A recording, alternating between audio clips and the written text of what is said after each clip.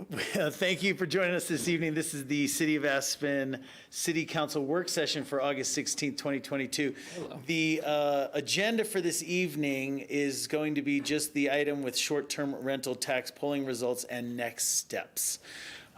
We will be having our Burlingame Early Childhood Education Center progress update at another meeting so that we can focus all of our time and energy on this evening. And with that, I've got Pete or Philip in front of us that might want to introduce, or perhaps Sarah wants words first. Thank you so much. Good evening, members of council. I'll be facilitating tonight's conversation, and Pete and Philip are joining for technical expertise on particular questions that might come up along the way. I also want to acknowledge two folks who will be joining us tonight online who are already there. Keith Frederick of Frederick Polls will be presenting the polling results from the community. Rachel Shinman with EPS will be coming back to review the mitigation study employee generation and mitigation study with you as well. We just felt it was good to do a quick primer again on that because it may influence some of your choices you make in providing any direction tonight. So unless there's any further questions, I'd like to share screen and get us rolling. All right.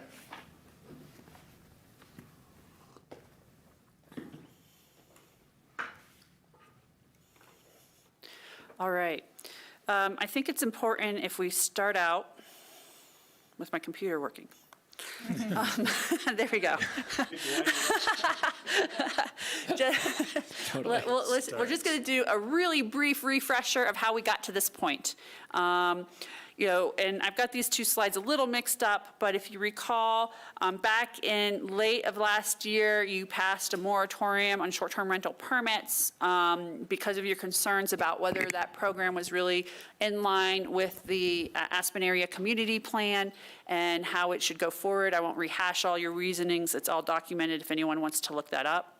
And throughout that conversation, there's been this ongoing discussion about, should we be charging fees? Should we be charging a tax in the community? And what are the purposes of doing that kind of work? So both in April and May, there was work sessions with this council. There was also time spent with the technical working group. They had a pretty in-depth conversation about this. There's been polling work done that you'll see tonight, and we want to make sure that you sort of get that whole picture of how we got here. And I think what's really important is that you told us that this staff, that this analysis of STRs really needed to happen last fall, and it needed to happen quickly in order to be responsive to how that market works, and so they know what to expect if there's going to be changes for them in operating in our community.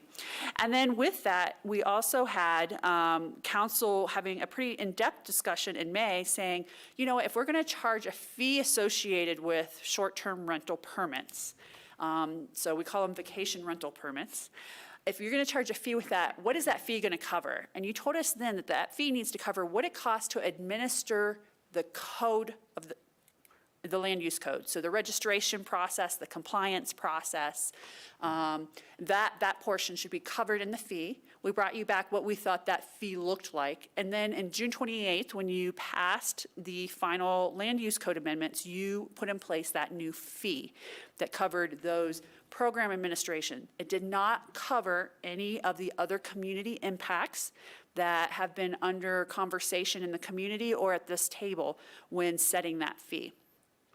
So really where we're at is a place where the council can choose whether to empower voters, whether you're going to facilitate a ballot question for voters to say, should this particular lodging product further mitigate its impacts on its community than what is happening in just the program administration and the compliance with your short-term rental policies that you adopted in the land use code. And I think that's a really important distinction here, that you are a facilitative role in this about putting it to the voters. It's not the council deciding is there a tax or not a tax going forward. However, of course, you heavily influence what that ballot language says. You approve that ballot language that goes out using your judgment and your role as trustees in the community to figure out where is that reasonable place with the many different voices that are in this conversation right now. And I think just to sort of tie a couple things together that Sarah mentioned, the language in the enabling legislation for the moratorium identified environmental issues, community character issues, and impacts from development and short-term rental operations as being something that required to be addressed through a legislative process, which is what we did with the moratorium. And Sarah said, I think just a moment ago, that there were identified short-term rental impacts through our consultant studies, the generation and mitigation study, that were left on or off, I guess, on the table with respect to the legislation that Council passed on June 28th. Specifically, those were related to community infrastructure, environmental needs, and affordable housing generation. And the conversation we had in that work session in May was about the relationship between those external impacts and internal costs for program administration. And again, Council landed on that fee to address the internal issues, but those external issues were left on the table. So tonight, what we want to go through with you is those polling results, and the fundamental question is do you want to move forward with some type of ballot question? And then if so, what are the uses of any revenues generated by that? What's the appropriate rate? And which ballot do you want that question on? And we can revisit this. We have a lot of policy questions that we prompted you with for tonight. But just in general, this is some of the critical decisions we would need to know very soon if you're looking at the November 23 election. Okay? 22. Oh, sorry, yeah, 22. I already Or jumped. March I've been working 23. on the 23 budget most of the day. All right, and so we're going to have Keith Fredericks here join us and go through his slides. We'll have Rachel join us, and then we'll come back for council direction. So with that, Keith, you just tell me when to advance slides. We'll get you going here. Okay. Thank you, Sarah. And thank you to the council for having me involved in this project. To get feedback from the Aspen voters toward a very, I think, detailed and complex set of issues here. And as you'll see as we walk through this. So let's go to the next slide. This is the methodology. Well, that's not good. How about next one? So There cryptic. you go. So we did 322 completed interviews, voters in Aspen. We basically contacted every voter that we had a contact information for. Mostly the responses were completed online through cell text invites on their smartphones. We also did some live caller follow-ups on that. The poll was conducted just less than a month ago. Let's see, today's the 16th. We did it the 18th to the 24th of July. So it's about a month, 3 weeks ago. And the margin of error is 5.5%. You see the demographics down here. They very closely mirror recent polling and previous polling in the city. The one thing that's unique to this one is if you look at the far right column down at the bottom, 10% of our sample said that they have a permit to do vacation short-term rentals. 28% of our sample are renters, 72% are homeowners. So let's go to page 9. Skip over the text because I'm going to talk about all that right now. Keith, if I could, I think there's a question on that first slide. I was just curious, we may not know this, Philip or Sarah, but do we have any idea what percentage of Aspen voters, or at least residents, own an SDR, so that we know how far off this 10% is? No? That's not a data point that we collected during the moratorium. Okay.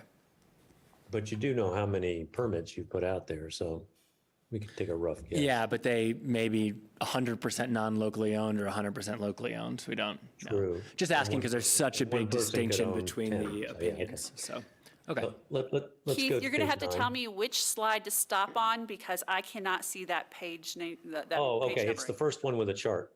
Great. There you go. Okay. This is the first chart I'm going to show you. The last chart I'm going to show you is going to repeat this number. We asked different variations of a ballot, if you will, on short-term rentals. We asked it 3 different ways. This is the first way, and this was the first question in the poll, and it's a concept. There's no details here. It's just, would you vote yes or no to enact a new tax charged on short-term renters of Aspen homes that are licensed with a vacation rental permit? Yes is 63%, no is 33%. The 33% no is very consistent throughout the poll as the base opposition to any kind of proposal regardless of what it is. The 63% yes, you will see as we finish the poll, is the maximum amount of support that the electorate gives to the concept or any of the details for short-term rentals. If you look over to the right, there's a box, you read those numbers across. So among Democrats, which is the plurality of voters in Aspen, 77% are for the short-term rental tax, 18% against. Republicans, it flips. They're about 2-to-1 against, and independents are for at 56-40. If you, you're missing a number there. If you, I guess the version didn't come through, it's on mine. If you own, you're 59%, 38. If you rent, what's missing out of that box is 74%. So high support among renters, high support among Democrats. And if you have a permit, you're 75% against. And if you're Republican, you're 63% against it. We then go to the next slide, Sarah. We then ask people on both sides an open-ended question. And again, this is early in the poll before any other information. We just ask them why you want to vote yes. And mostly it's people tie a short-term rental tax concept to affordable housing. There are some comments here, and there's several pages of these comments that I also provided as background information. This is just some of the highlights pulled out. But there's also a lot of people that feel negative about short-term rentals' impact on the community, either noise in the neighborhood, partying in the neighborhood, too many, it brings in too many tourists, which they see as a negative. Or it's having an impact on the price of housing. It's having an impact on the cost of long-term rentals and availability of them, or it's even having an impact on the price of housing as investors buy up housing to turn it into rentals. So that's largely what you see in these here. I'll start at the local top left. Local real estate that can be used for housing locals is being bought up by people that only live in Aspen part-time and are instead renting it out to high net worth individuals. You go right below that, it says short-term rentals are changing the fabric of our neighborhoods. Third down on the left, this community will die without affordable housing, and short-term rentals are a major cause of livable space being taken out of the system. Fourth one down, property owners are going to run their homes as businesses, then they should be contributing to the commercial sales tax revenue. That's a very informed and very astute response there that's later confirmed further in the poll. And then the last one on that left is good way to create more revenue off of homeowners making a profit off their second homes. There's a lot more in here, but the basic themes are sort of hit by those. Down in the far right is a person that's kind of in the middle. We shouldn't limit the number of STRs, but we should tax them all. Encourage tourism, but give us a larger tax base. You know, that's somebody that's kind of going both ways on the issue. I will tell you that, remember that most of these interviews, the lion's share of these interviews were taken by people on their smartphones. And so these people type these responses in. They're very detailed, they're very well informed, and they're very highly grounded. This is an issue that people have very strong opinions on and informed opinions on both sides of the issue. So a public debate on this is very easy to have because people know how they feel and what they feel. Let's go, unless somebody has any questions, let's go to the no side. The no side is just as articulate, just as informed, but on the opposite side. It's basically on the no tax side. We're already taxed enough. A belief that short-term renters are already paying enough. There's a perception that the owners of the property are already paying enough. They're paying plenty of taxes. And then there's also this sort of little element of mistrust that comes in. Mistrust that government will spend the money as promised, or mistrust that government won't just waste the money. And I'll read some of these over here. And there's a little bit of tinge of anti-government here. But again, it's if you remember, there's a big partisan split. So a lot of these people are your Republican voters in town. Rental costs are too high. People will charge more to cover tax increase and cause more problems with affordable housing options. In other words, That's a person who perceives it will have unintended negative consequences. If you raise taxes, then you're just going to end up raising the cost, which is going to end up, making all rental property cost more. Next one down, I have zero faith that revenues raised will be spent productively. Third one down is a rental property owner. I own rental property, already pay tax on the income. My property manager pays tax. My rental agent pays tax on the commissions. I pay property tax on the property. Don't charge more tax on already expensive cost of Aspen lodging and doing business here. And then the fourth one down in the left-hand column, rentals are already paying sales and lodging tax, should not have to pay disproportionately more than others, users of labors and services in the city.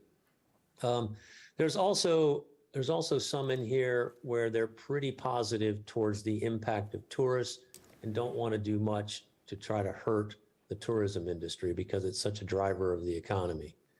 And then there's some questions about government overreach and some comments about city waste tax dollars.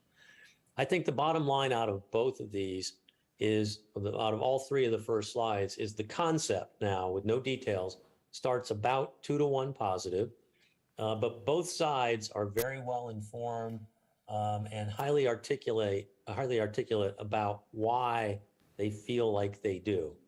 And on the yes side, it has a lot to do connection with affordable housing, and on the no side, it has a lot to do with no taxation and otherwise perceived abuses of government.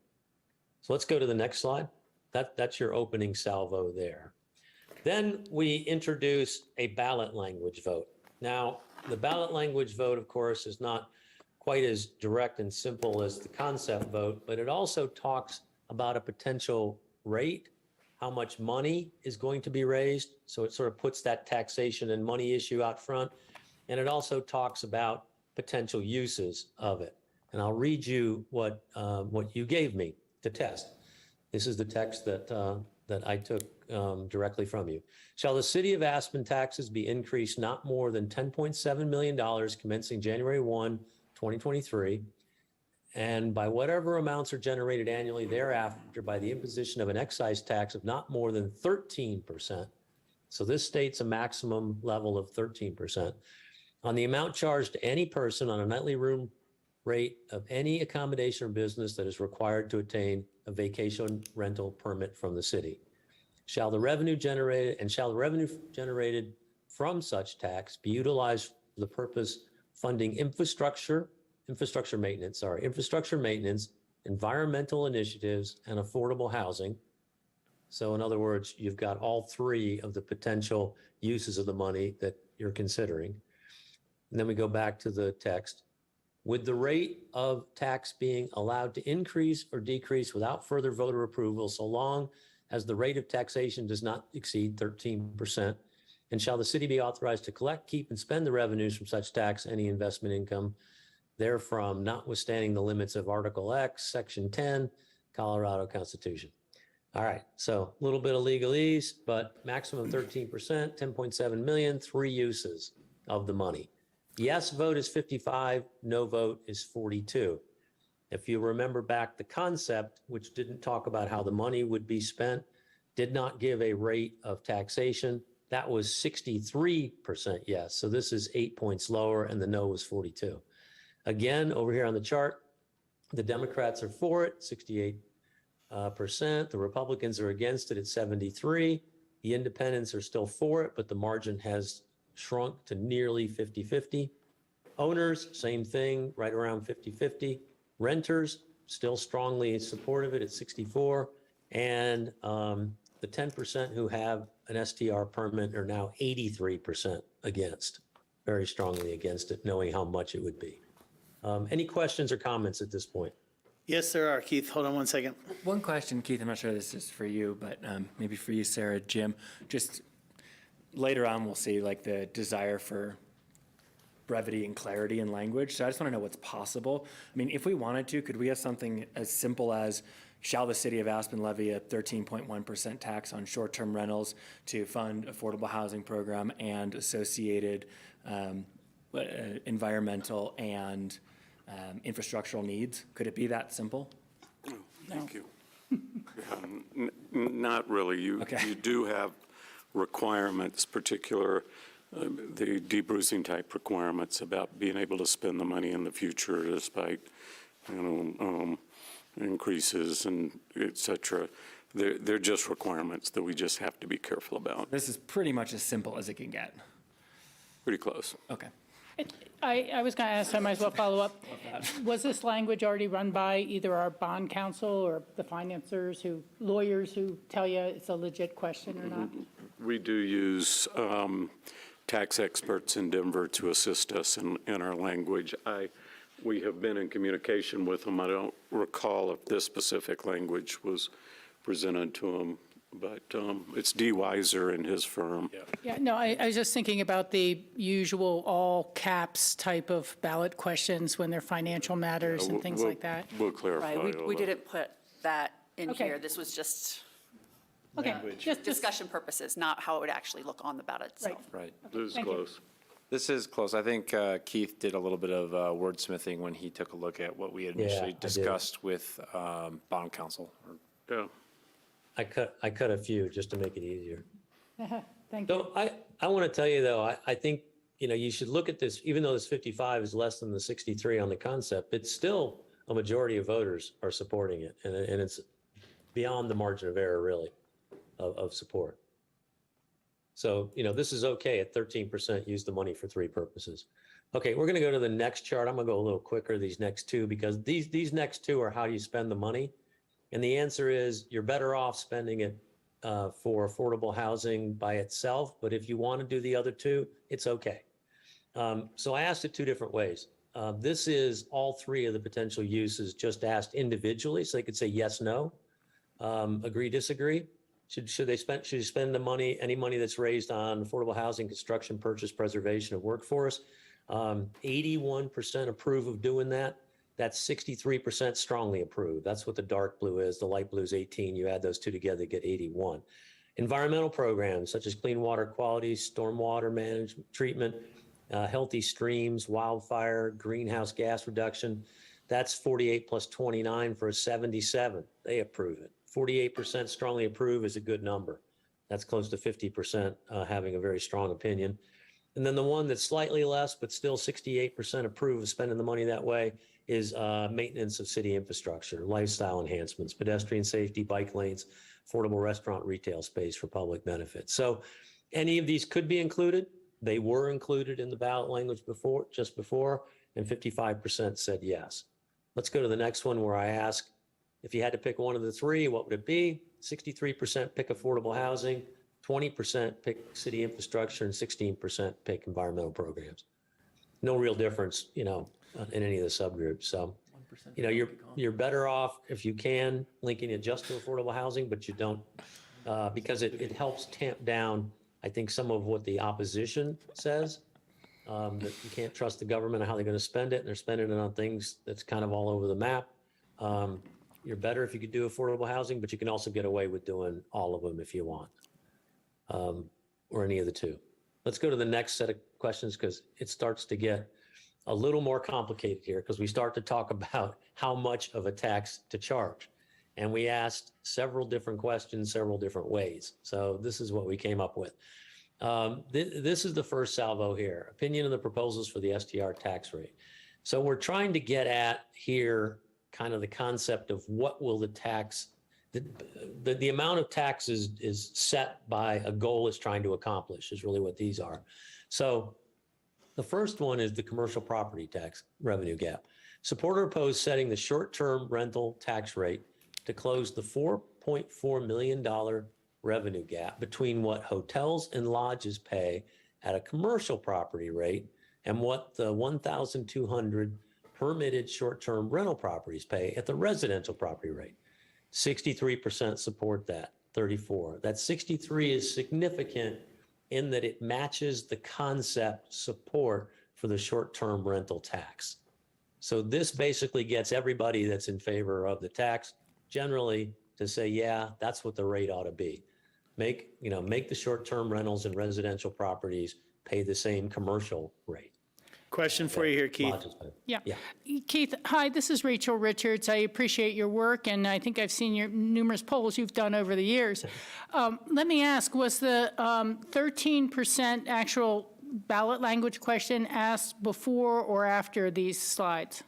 Before. These are basically in the order they were asked. Okay, I was just wondering, so you might have seen a little bit of a different result if they had a bigger number in that question of what percentage that would be to obtain that. Although I don't know that people understand how much revenue 13.1, well, they said 10.7, but yeah. Yeah, no, I meant the rate, you yeah. know, that if the rate was in there plus the number. Oh, I got you. Maybe. Although there's a consistent 33, 34% who are opposed to the whole idea of a short-term rental, no matter what tax, no matter what it is. Okay, I'm not sure you could get much higher. thank you. Then it's the other question over here is how about covering the affordable housing funding gap? It says support opposed setting the short-term rental tax rate to cover the fee in whole or part of what every new commercial or large-scale residential property must pay into the city's affordable housing fund to provide housing to service workers who provide services to guests renting these 1,200 permitted properties. 61% support that, 37% oppose. So only a slight change in that. So you're pretty close to meeting the maximum concept level support of 63% for a short-term rental tax with either one of these concept ideas. Can I ask Okay, let's go to the next. Another question here for you, Keith. Frederick, technical question from my own stupidity, but 5.5% margin of error, does that mean on these questions I should see a total change of 5.5 or 11%? Possible swing. 5.5, and I'm sort of bound by the honor code of pollsters to calculate that.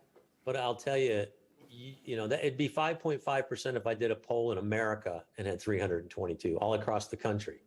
You know, I got 322 out of a small electorate in Aspen. So I'll tell you from having done this for a number of decades that the margin of error is a lot less. And we also know from previous ballot issues I've done in the city that this stuff tends to be pretty accurate. Got it. Well, I'll take it as 5.5, and we'll know that we got some good crumple zones then.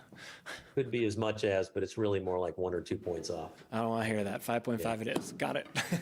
All right, now Thank you. here's where it starts to get a little technical. Is that the next slide? Yes. Did we miss one? Okay, we didn't miss one. I must have shuffled them around. Okay, so now we start to talk about a differential tax rate based on unit type.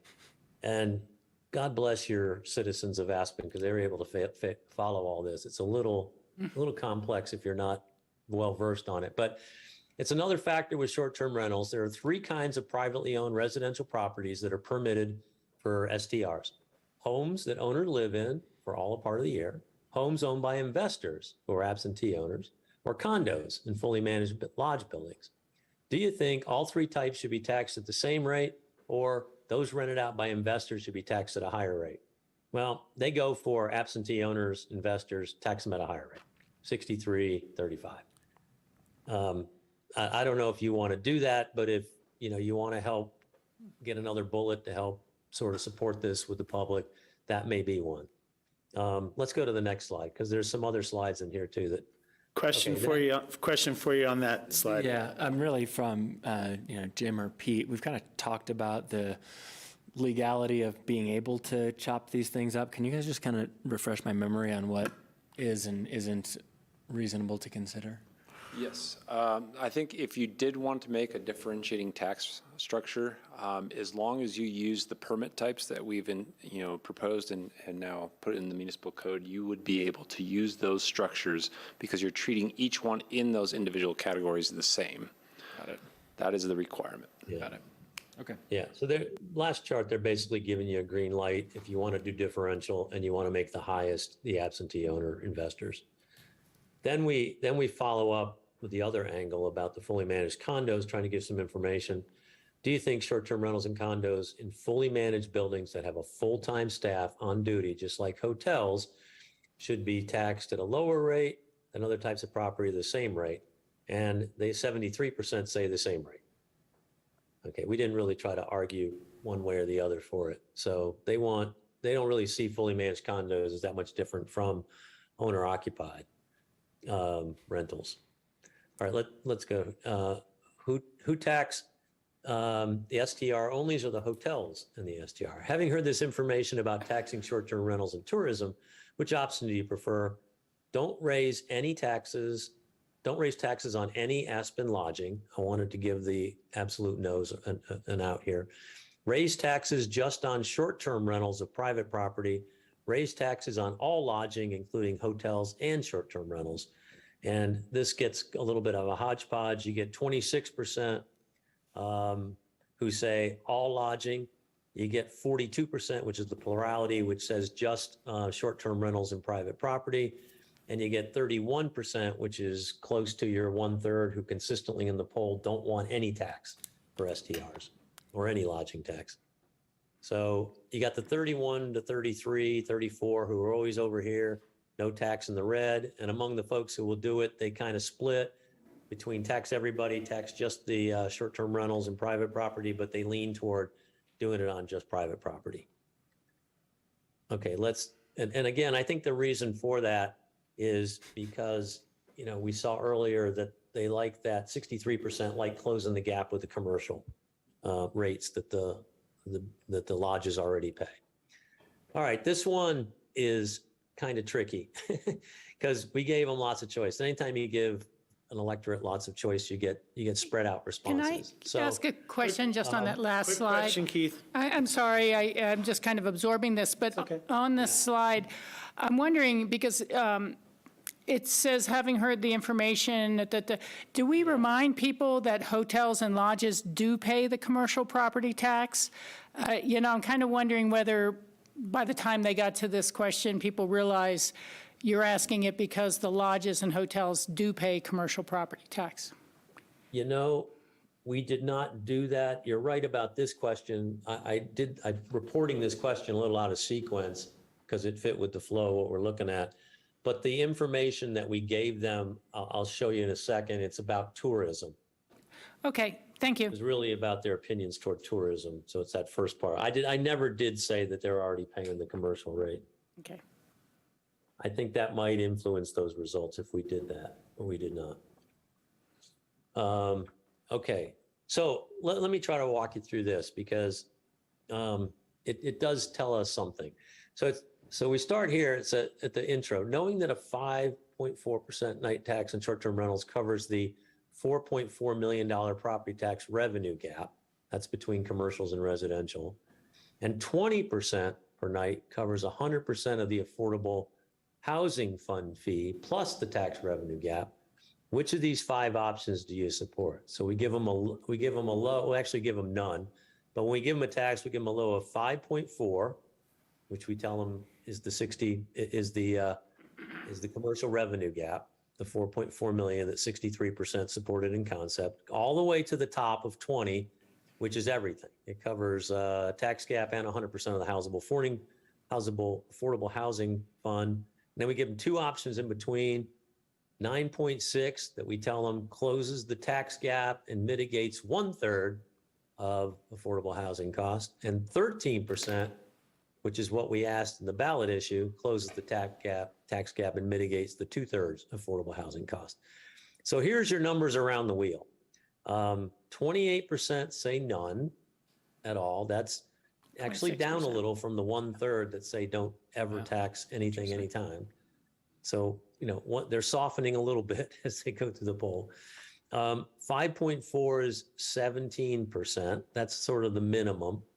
You get up to 12% go for the 9.6 tax. 14% go for the 13% tax, which is the 2/3 affordable fund. And the whole enchilada, 20% is supported by 28%. If you believe in the theory that if you support a 20% tax, you would support a 9.6% tax, then if you add 20, and I'm trying not to do my numbers wrong here. If you add the response that's in green, dark blue, and light blue together, You get 54%. they get 54% who are willing to go on the wheel here for a 9.6% tax.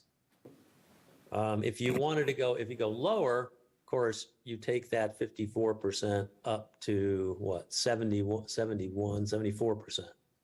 Yeah. So based on this, if everybody had a chance to think of all of the options that you could do, your majority really takes the 9.6%.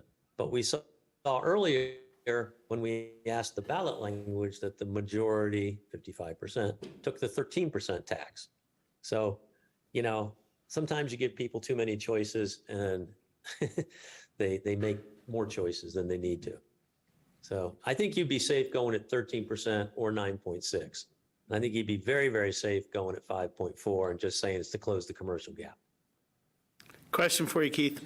Just a quick clarification from my understanding. I know here we're describing it as 1/3 and 2/3 of affordable housing costs for clarity of communication, but the 13.1% number we came to, that was the gap in rate plus 65% mitigation rate, which is equal to commercial, right? That was the idea. We're like kind of evening all I that. would have to ask the staff to confirm that. So that, how that, let's take the 13%, how that is, the first 5.4% is the property tax equalization. The portions above that is about, was taking the mitigation information from your most recent study and saying, if you were, what is just the affordable housing mitigation component of that? So you, whichever one of you choose, when you go with the 13%, you take off the 5.4, everything else is representative of an affordable housing mitigation at that 2/3%. Doesn't necessarily mean, though, with this language that you're going to spend it all on affordable housing, with the language that was tested. Said some portion of that would go towards affordable housing. And you might say it's still that, I'm trying to do 13 minus 5.4 in my head. 7.6. 7.6, so it's that 7.6%. You may say you're committing 7.6% of this revenue to the Affordable Housing Fund, and the remainder is to address the other issues. You could choose to be that specific in ballot language to provide clarity to voters. Okay, yeah, got it. All right, so the original thought, though, was the 13, at that time was 13.1, was to get to that 65% number that we use for commercial so that there's parity. But what you're saying is, in actuality, we're not going to be spending that money on that, and so that's not. That's the council's choice in how you present the ballot language and the whereas clauses of the ballot question. That's completely a discretionary piece for the council. Yeah. It is not prescriptive. Yeah, I'm just trying to clarify my thinking of where that number came from so I can have that discussion. Okay. I think a lot of it was also related to other needs that we know are very pressing, you know, clearly, which property tax generally covers the city's infrastructure now. But I don't know that any one of these are set in stone. Yeah, I'm just. Okay, let's take a break from heavy math for a second and there's 3 agree disagrees that we're trying to get at, sort of underlying opinions of what short-term rentals are really about, which is vacation and tourism. And we get a consistent kind of response here, which is the majority of Aspen voters are are not sympathetic towards tourism. Let's put it that way. They're not sympathetic too much. Here's the first one. Aspen greatly benefits from the tourist economy, and we should not do anything that raises the cost to visit here or puts this vital economic engine at risk. 40% agree with that, but 59% disagree. And these were sequenced toward the end of the poll, so it's pretty clear that doing something would be short-term rental taxes. So this confirms that a majority of the voters are willing to take on something that could jeopardize, or it could be argued would be jeopardizing tourism. Then let's go specific to the short-term rentals. Since visitors staying in hotels and those staying in licensed short-term rentals both already pay the exact same sales tax and lodging tax, it's just not fair to impose another large tax on visitors staying at privately owned properties. That gets a 44% agreement, which is the highest number in the poll pretty much one of the highest numbers in the poll on the don't tax STR side. It's a fairness question about the renters, but 55% disagree. So that's the number, 55% that voted for the ballot issue with 13% and 3 uses. Let's go to the next chart. And then lastly, we flipped it. Those two were agreements and sympathy towards tourists. This one was flipped and said Aspen tourism has to be managed so it doesn't ruin the residents' quality of life. And if requiring short-term rentals to pay more taxes so these residential rental businesses pay what other Aspen businesses must pay, that is okay. That gets a 69% agree, that's in red, and a 30% disagree. So that 69% really echoes what the voters in their open-ended comments, the people who were yes to the initial concept on the first chart. We followed up with an open-ended question, and this statement actually really captured what a lot of them said. Don't ruin the residents' quality of life. If the short-term renters on these residential businesses got to pay what other Aspen businesses pay, that's okay. Sort of the equalization of the commercial rate. 69% agree, 80% of Democrats, 72% of the folks who are newest to Aspen lived here less than 10 years, 76% of those who are under the age of 40, 80% who are renters. And then you can also see on the other side, the people who are permit holders are against it by 75%. Republicans are slightly against it at 50-48. Those who oppose if you oppose the initial concept, you're against, you disagree with this. If you support the initial concept, you strongly agree with it. So there's a lot of alignment here with this language. And it really says a lot about if you were to move ahead with a short-term rental ballot issue, those who want to promote it, this really says a lot about what the message to the voters really ought to be. And if you can design your ballot issue so it matches what this sentence says, then you're probably maximizing your yes vote for it. Any questions about that? I just kind of said a mouthful there. All right, let's go to the last chart. Nope, next to last chart. Okay, let's go back. Okay, we get complicated. This is the third ballot issue now. Now we're going back to numbers. This is a multi-level ballot issue. This is a ballot issue that proposes variable lodging taxes. There's 4 different variable levels offered here, all in one proposal. It's a comprehensive proposal, a tax increase on all types of lodging permitted in Aspen with variable rates. Yes or no? 3% on hotel stays, new. 6% tax on stays at fully managed condos. Remember, the majority said they didn't have to be taxed at a variable rate. They could be taxed as others, but we're variable here. 8% tax on stays at owner-occupied units, and 13% on stays at units owned by non-residential investors. So this proposal meets the highly popular idea of taxing non-resident investors, absentee owners the most. 53% vote for this, 43% vote no. So you're down a little from the other ballot issue we tested, but not significantly. 66% of Democrats are for it, 67% of Republicans are against it, 66% of renters are for it, and 75% of permit owners are against it, which is the same dynamics we see in everything else. Now, I will also tell you, since you've seen this chart 3 times the same way or 4 times the same way, if there's any variable turnout in this November's election, in other words, if Republicans are motivated to vote in higher percentages and higher numbers than our Democrats or even independents, then this no number will rise a little bit. And I think we've seen that happen in Aspen before. Or if you put this on a special election ballot and the no voters are more motivated because they got something to lose personally or philosophically, you might have a turnout that skews in favor of the no's if the Republicans or the no voters are more motivated to vote, either because of the dynamics of the election or the timing of the election. And the same, because you're relying on renters to come out and vote. You know, I know it's a little easier in Colorado because everybody gets a ballot in the mail. But it's still a matter of filling it out, turning it in. So let's go to the last chart. This is the summary. I'll just leave you with this. Now, Just- quick, Keith, 1 second, let me interrupt you. We got 2 questions actually on that last slide. Go ahead. Keith, I know it's a small softening, but do we have any knowledge of where we lost some yeses to nos here, what groups those come from, or how those cross-tab?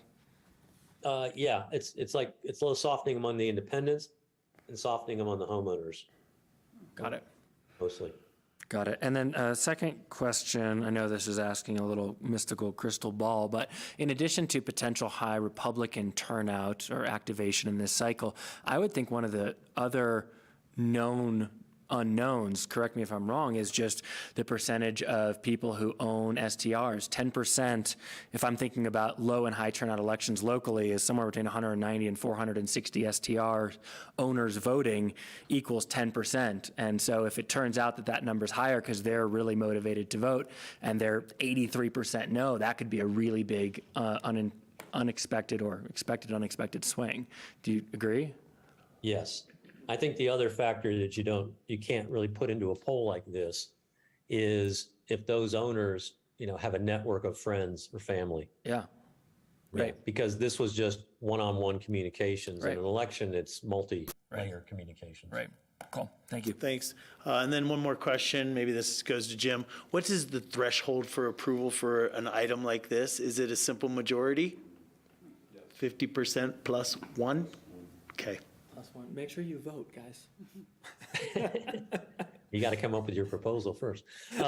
Okay, this is the last one. All this is a summary of what you've already seen. Initial concept, no tax rate or what money is going to be used for, 63% go for that. And remember, there was one measure in the poll where we just said residents got to be protected and we might as well equalize the commercial rate. And that was like 69% who agreed to that sentiment. Ballot language. This is the one that had the ballot language detail, the D. Weiser type language, 13% max, money used for 3 purposes, 55% voted for that. And then the last one you just saw was the variable rate of 3, 6, 8, 13. Play those numbers in the lottery. 53% were for that. So you can sort of see the more complexity you add to it, the more discussion you kind of have around it, the less simple it is, the closer it gets to that 50%, but you're still there. And, it's just as important to look at the no line, even though I didn't highlight it. Mm-hmm. The no line never really gets close to 50% here. I mean, the one, as I just mentioned, we just talked about, the one dynamic that could change that no vote getting closer to 50 is a skewed turnout based on motivation. Sure. I think you're better. No one's asked me, but I think you're better, and no one's paying me to do this, but I think you're better off being in a November election if you want to pass this than an election next March. Yeah, I agree with that. Keith, I have one question about this. So one way to interpret this slide is that apples to apples on these questions, these are the differences. Another way to interpret it, and I want you to tell me if this is a good way to interpret it, is just because in each of these questions, they've learned more in the intervening questions as well. So another way to interpret it may be with more education, support softens. Do you think that's a fair conclusion, or should I look at this just as apples to apples? I don't know. I think you could be right. It could either be with education or with complexity. Yeah. Okay. We didn't ask know questions that did a causal relationship, which is what you're asking about. We did not include that in the ballot question process. Okay. Thank you. Sorry for a million questions. That's it. No, we want a million questions. That's your presentation, Keith? Yeah, and I got to say, I think I've done more numbers in this presentation than I normally do in about 3 presentations. We appreciate it. I really appreciate your electorate. You have a very well-educated and engaged electorate. It's great to work with them. Thank you, Keith. Any other questions for Keith? Because otherwise we will cut him loose for the evening. Maybe not now, but maybe in a minute. I was hoping maybe we could talk a little bit now about the different buckets. So we have 3 permit classifications, but here in the variable tax rate, there are 4 tax rates proposed in this study. So can we, and this is definitely not Keith, this is for our staff, I believe, is can we now talk about the difference between our permits, which bucket, which of these falls into, for clarity? You are correct. We have 3 permit types, and the permit types that you are most familiar with are the 6, 8, and 13 on that last column. We added the 3, which is the new, which is basically saying not only would we generate resources from the STR community, but we would also generate some resources from the traditional lodges to deal with the impacts of tourism on the community. So it would, by doing that, you increase your base to tax and therefore can also then maybe soften some of your tax rates and still generates the resources potentially that you might want to help address some of the impacts of tourism. Okay, and can you clarify for me a little bit of the crossover between fully managed condominiums and those which are residential versus commercial? So the definition of the fully managed goes back to the land use code, and there was very specific language about what that would include. I do not have that full list of.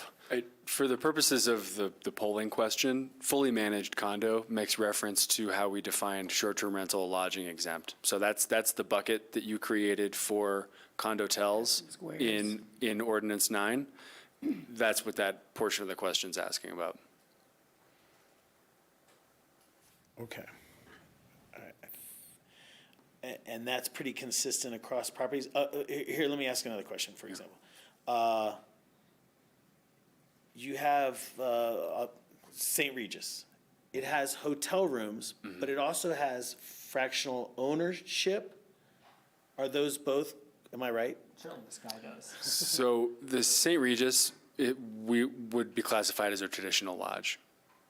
And so under this category, it would be subject to the new 3% hotel It is stay rate. all commercial tax-based property. Correct. There's not mixed residential tax-based property and commercial tax-based property? I don't. Generally, yes. The county auditor, I'm sorry, the county treasurer, assessor, I can't remember what they call them in Colorado that do this job. Assessor, thank you, has to classify the property as one or the other, or in a rare occasion, may show a split in it if it's a mixed-use development. And so we are contingent upon what the assessor's opinion is of the property as a foundational piece for this. And the assessor does have 2 different lot split, or a lot split, or a classification types on that property. So there are residential units in the St. Regis for that specific group of units. And then the rest is commercial. To your point, though, the W, for instance, does have fractionals up top in regular hotel rooms and is in the lodge zone. And are fractionals permitted in our STR program? No. No. Fractionals are explicitly pulled out of the definition of short-term rentals, and they're governed locally and at the state level with a completely different rule set. Okay, thanks. Rachel, and then Ward? Yeah. Thank you, thank you so much, Mr. Frederick, for your polling, and to you, Pete, for helping devise the questions in the right way and getting the information out there. I think it makes a good difference. I have to say on this last one, I think there is too much complexity there, and in particular for me, if we're telling people that part of this is equalizing the commercial property tax rate, and then you throw lodges in that are paying the commercial property tax rate, I think that really destroys the whole argument for the purpose.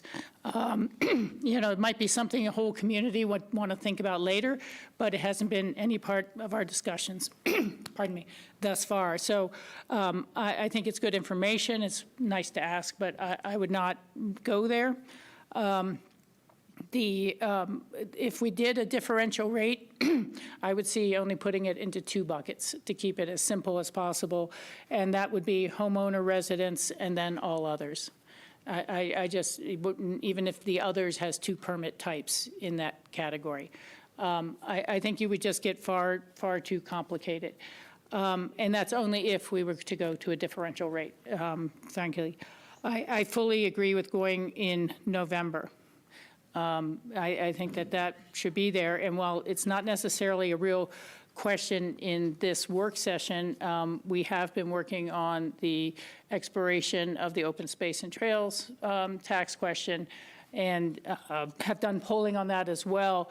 But I would think that we would probably want to separate these and have the open space and trails tax on the March city election, when people running for it will be able to speak more directly about open space and trails issues. So I'm going to ask we stick with clarifying questions right Okay. now. We still need Rachel to present Okay. and then get into discussion. Okay, thank you. But I just wanted to put that out there. That's another consideration for the timing of one or the other, or And both. the deadline for that's 2025, if it doesn't pass? Okay, I just want to make sure we have time in case, yeah. We have another presentation first. There is. Are there any other questions regarding Frederick Pohl's work? Yeah, a lot of the comments negative were, you don't trust the city to put the tax to proper use, and don't trust the city in general. I'm wondering if the ballot language is pretty loose. It says not to exceed 13%, not to exceed a certain number, to save the amount of money, be able to spend it later, and that the future councils can decide whether to lower the rate and where to spend it. And so I'm wondering, in your opinion, Keith, if we locked that in and said what the exact rates were going to be and where they were going to be spent. Let's say, for example, 70% spent for affordable housing, and the other 30% to be determined, whether it's infrastructure or environmental. But just to lock in where the money is going and what the amount of the money is. And in essence, what this does is remove some flexibility of future councils to change the rate and to change the distribution of the revenue. And if, in your opinion, Keith, by locking it in, would we get any different numbers? I think it's a very astute observation. I agree 100% with being as precise and, and as locked in as possible in the language. I don't know that you would gain more. You might, but you certainly wouldn't lose people. Because, what I sort of see here as an undercurrent is the opportunity for those on the no side to just raise a bunch of what ifs and uncertainties and, concerns, tapping into, the way that I would beat this if I was running on the no side, which I've done many times, is with a technique called right problem, wrong solution. Where you acknowledge that, yes, short-term renters should be paying more, but look at this ballot language, it's too loose. It gives us the politicians too much control and the city government too much control.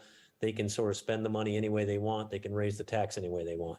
So the more that you can limit that technique from eroding the yes vote, the stronger chance you have of maintaining those majorities that are for this. Good question, Ward. Thank you, Keith. Yep. Very good observation. Both of these comments recently, I agree with. I have another question for you about the methodology.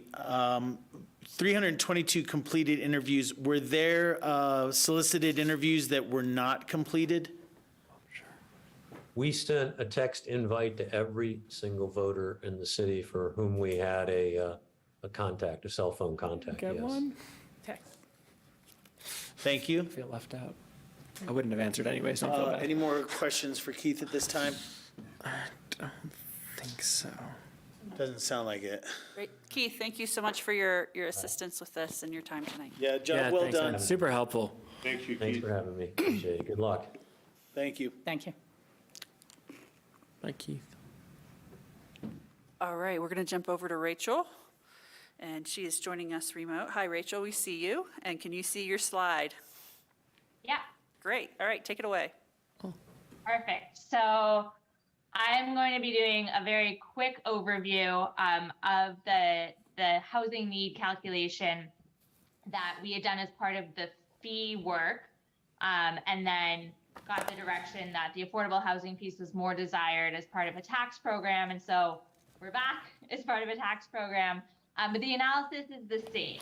And this actually dovetails really well with the question of how specific to make the ask. And having done this analysis really helps us, because this type of analysis often isn't done because it's not needed for tax questions, but it is for fees. And so we have a really strong data basis on which to pin the tax rates. And so this is really just a refresher on where the numbers have come from.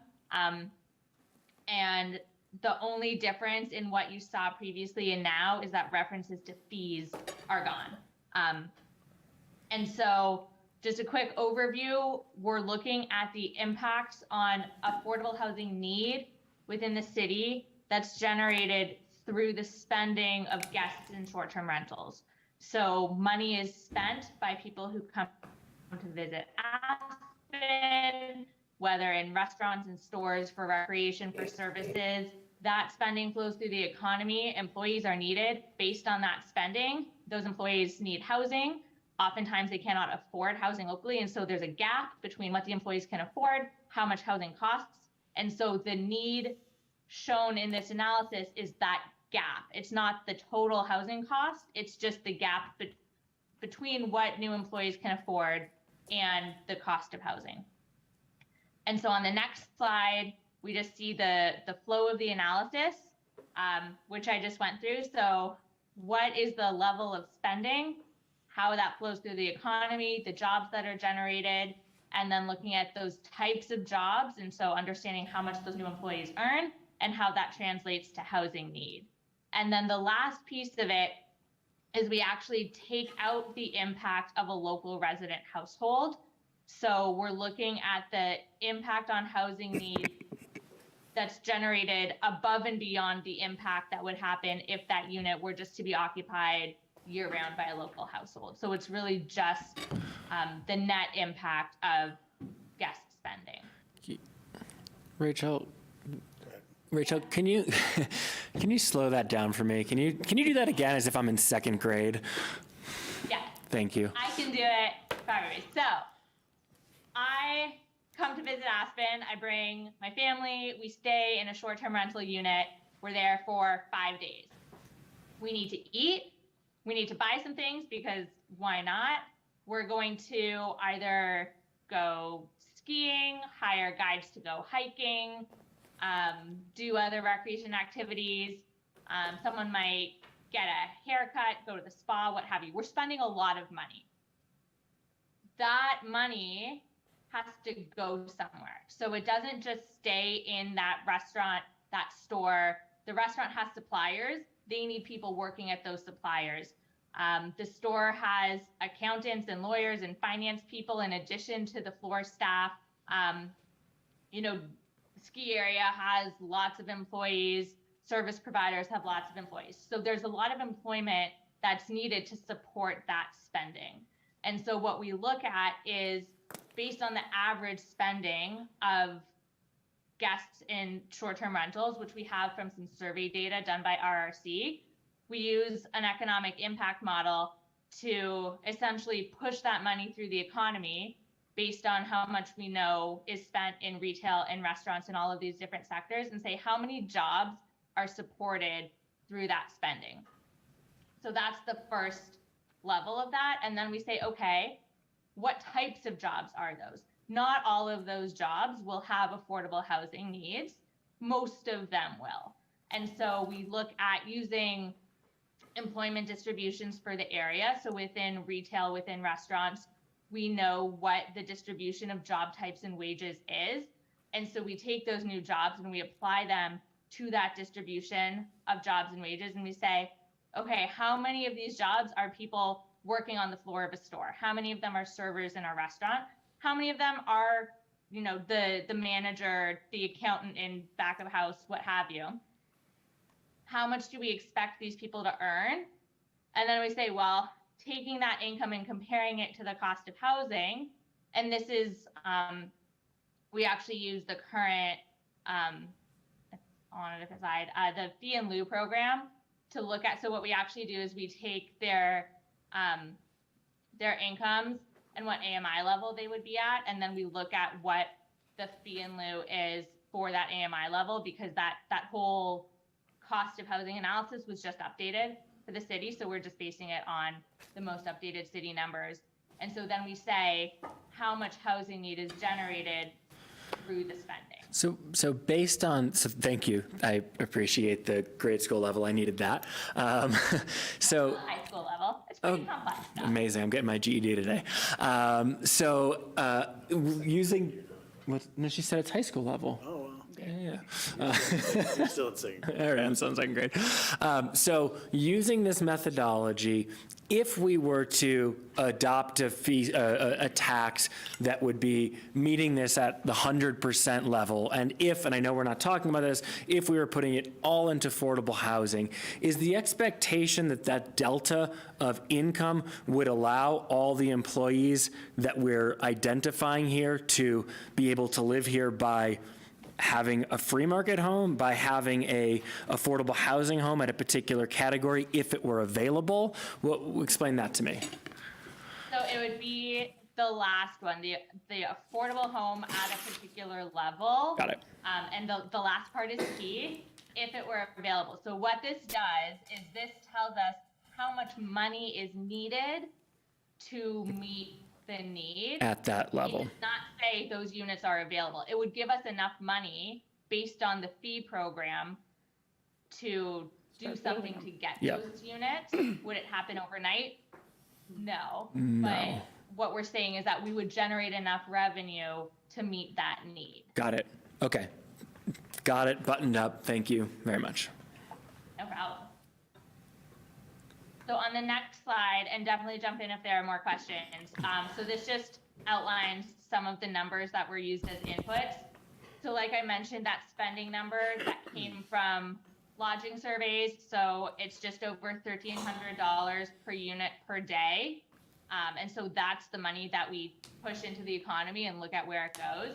And that is further broken out and you can see it in the memo we provided, into these different sectors, the retail, food and beverage, et cetera. The jobs per employee factor, that's just a reduction that we use for multiple job holders, recognizing that the total number of jobs doesn't represent the total number of people that fill those jobs, because the nature of the economy is that people have more than one job. So our most recent number for the city is 1.4 jobs per employees, which is higher than the Denver metro area, but actually lower than some other resort communities in the state. And then some of the other factors that play into the model are the occupancy rate. The bedrooms per unit is still there, but it's less relevant for the tax question than it was for the fee, because for the tax, we're just looking at the total revenue need. And then the local household income number that was used to determine what the impact of a local household would be and net that out. And then, like I mentioned, the affordability gap is based on the existing program and AMI levels. So on the next slide, we have not all the numbers because there's a lot if you went through the memo, but some of the key ones. And so previously this was presented per 1,000 units, which is how it's modeled just to get some scale. But to simplify it, I've put it here per unit. So like we saw on the previous slide, from the surveys, we know that guests spend on average just over $1,300 per unit per day. So that's $488,000 for every STR unit. And this is right now assuming 100% occupancy, which we know not to be true. And so we reduce the impact further down. And then the jobs supported, so just over 4 jobs per unit. Then, like I said, we reduce that to the number of employees. So the number of actual people would be about 3. People with housing need, again, basing off the city's current structure, we're looking at 240% AMI or below. So we lose that 100th there. So we have 3.0.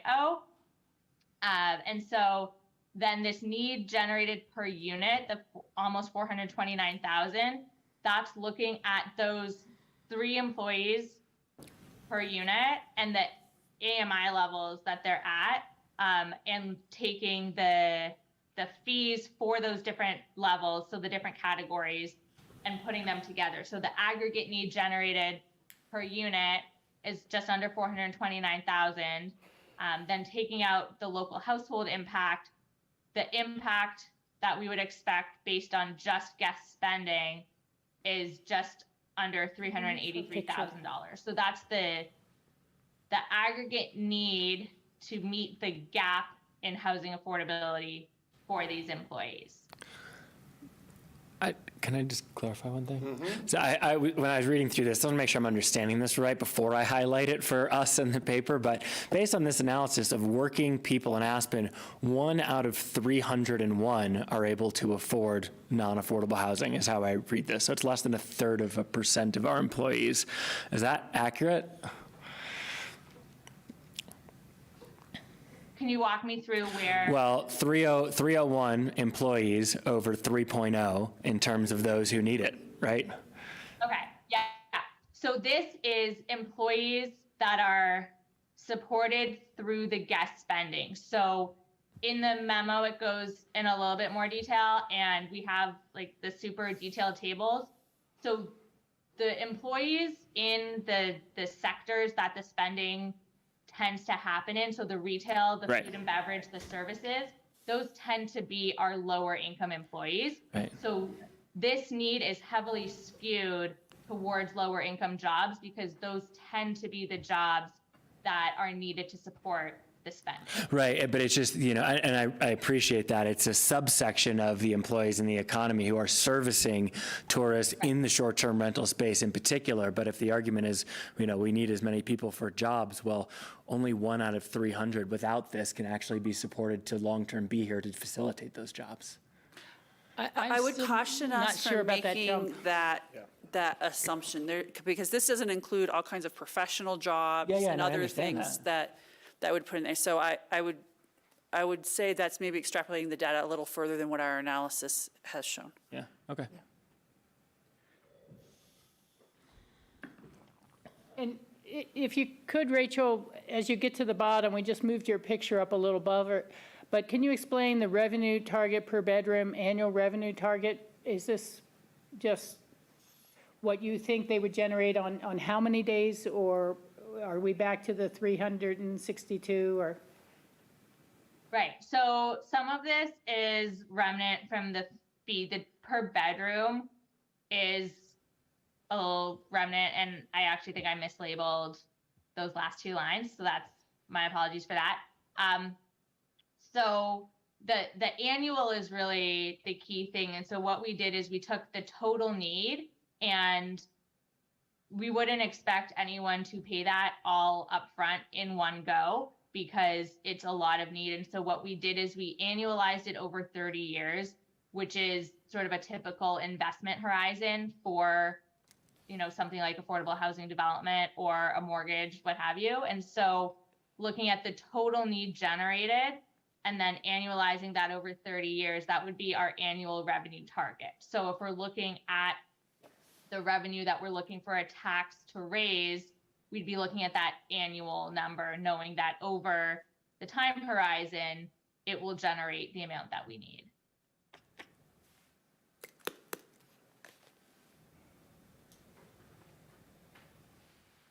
And Councilmember Richards, I won't call you Rachel because that's Yeah, your it's other Rachel's name. confusing. The mitigation rate down at the bottom where it says TBD, I'll just remind council and the public, that was the discussion we were having in May and June about if council preferred a fee, where to establish the mitigation rate.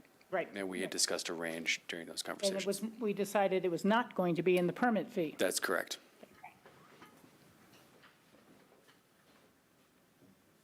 And so this last one just highlights where most of the data came from.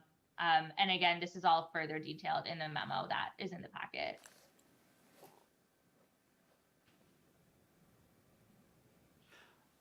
Are there any questions for Rachel? I know you've seen this study more than once already, but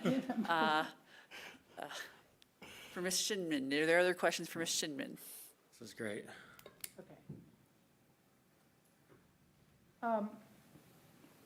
Yeah, I just want to clarify, those last numbers we saw would be very close to achieving 100% mitigation over 30 years for that new demand that's created through the STRs. Without modulating a mitigation rate, yes. What's proposed here would fully cover the delta between employee generation and the cost to delivering the affordable housing needed to house those generated employees. Right. Okay. Yeah, no, I'm thinking about that. I just want to be clear on that as we get back to discussing actual rate and the question, because it has been put to us that commercial development currently, or residential, is closer to 65% of mitigation of the impacts they're going to be creating, as opposed to 100%. That is a one-time, and it's upfront, so it might be better in that it's today's prices. I just, as we think about what rate to ask, that's what I was thinking about. I want to make sure this was not at 65%. This is at 100%. This is 100%. That's correct. Thank you. Rachel, that's what I was trying to get at before when I was asking that question. And so I'm clear. I thought the 100% was the 20% number that's in there. Right. And so the 13% was roughly equal to the 65%. But then once we Okay. cut, that's what I was trying to get at. Okay. But then once we cut out the environmental stuff, if we go with the 13%, then once we segment off the environmental, or we're below that 60%. And potentially if we were at the 20 and we did that, we could still be at the 65. Just a reminder that 13%, 7.6% is affordable housing. The other 5.4% is those other services for the property tax Right, equalization. right, Okay. right. No, Okay. I just wanted to make sure that there's clarity that not all 13% was an affordable housing calculation. Right. Yeah, So the yeah. 20% is what would get us to that equal number at, anyways. but the other factor that comes into this is simply that building a home, a commercial activity, mitigates one time if it was new construction, whereas this is something that would continue on after the 30 years and continue to generate. So there's I think in It order should. to think about that difference in when mitigation's paid and whether it's part of a fee or part of a tax, in this instance, the affordable housing generation calculated from, say, the construction of a new home includes the construction and the occupancy of that structure, as opposed to this type of structure, which would be focused very much on Ongoing tourism the ongoing activity. use of the space as opposed to the creation of the space. Yeah, I appreciate that. Okay. No further questions from me. No further questions. Just so I'm totally clear on this, Good luck. $5,139 per unit would be 100% mitigation for workforce housing. And that, how we get at that, if it's 100%, that's like a 20% tax. Got it. So I'll just clarify one thing because I made a mistake on this. So that's per bedroom. The per unit is the 382,731. The larger number, the total. 3 lines up. And then that would be annual. So that hasn't been annualized over 30 years. So it would be 5139 times 2.48 bedrooms per unit. So 5139 is bedroom. Yeah, 5,139 is a per bedroom annualization. So it would be just about $12,750 per unit would be 100% of the need. And so that's the 382,000 divided by the 30 years. Yes. All right. Rachel, thank you very much. Yeah, Thank you. anytime. Simple math. Appreciate your help, Rachel. JK. Yeah, of course. I'm going to wait till Rachel gets back before we start this next part, unless you've got something else that you'd like to follow up those two presentations with. I was just going to add that Rachel's in a whole other country right now, which is pretty cool. That Rachel. That Rachel. 'Cause otherwise, Feel like I've traveled more than I know. I feel like I'm in a whole other country right now. So. Where is she? Should we say that? Never mind. I don't want to disclose. Yeah, yeah. It's not my Narnia. business. Well, I'm I just just really thought it was excited cool to that she go. was international. I want to travel. She's in Neverland or Narnia. Yeah, I want to go to there. yeah. Special on plane tickets right now. Is it Scots flights? United Emirates, I think, takes you there. Oh God. Talk about need for affordable housing. All right. Okay. So, Mr. Mayor, we have just some factual information, and then I know you indicated an interest in taking some public comment tonight. My recommendation to the council would be to take that public comment before you get into your policy discussion, so that you've received all that input as part of your process, but certainly let me know if you would prefer differently. On the finances side, we think it for this fall is about a $15,000 fee is what it's shaping up to be for the November election. And then as you're thinking about how much revenue is generated, we felt the best way to present this to you is if you take all the STRs in its taxable sales base, every 1% is about $826,000. We do not have that broken out by the different types of vacation rental permits. And if you would like us to do that, just let us know. We won't be able to deliver that to you tonight, but we can do that for a future discussion if you feel that's important. If you're looking at that, we can give you some estimates. It's a little, in the weeds. But we're to say that there'd be absolutes, but we're happy to do so. Thanks. I do have one follow-up question, Pete. We got an email today from someone talking about sort of the implementation of this, like should it be adopted by the voters? And I'm curious how that works. So for reservations that are already on the books, for instance, how does that work? Yeah, so technically, the money is not earned until the stay actually occurs. Okay. So the taxes that would be applicable would be based on the dates of the stays. So you may have already charged a deposit for a stay like that, which may have already assumed a certain tax rate. If that doesn't reflect the actual tax rate, you would need to basically true up the tax collections at the time of the stay. Okay. And is there any way to avoid that complexity if we wanted to? Well, The way you could do that is, as the property and business owner, you can eat the tax. Right. or you delay the start date Got it. in order to be out ahead of those bookings. That's the other option. We would Or you suggest you stay on inform a. people who are booking that there is a tax question pending. Absolutely. Sure, but there's bookings, years out sometimes, so, yeah, you can only do that so much. Well, circumstances change when people book things years out. Yeah, no, I'm just trying to understand the process. So I'm going to pause there. After this, what we have is a bunch of policy questions to help facilitate discussion, and ask the council how you'd like to proceed.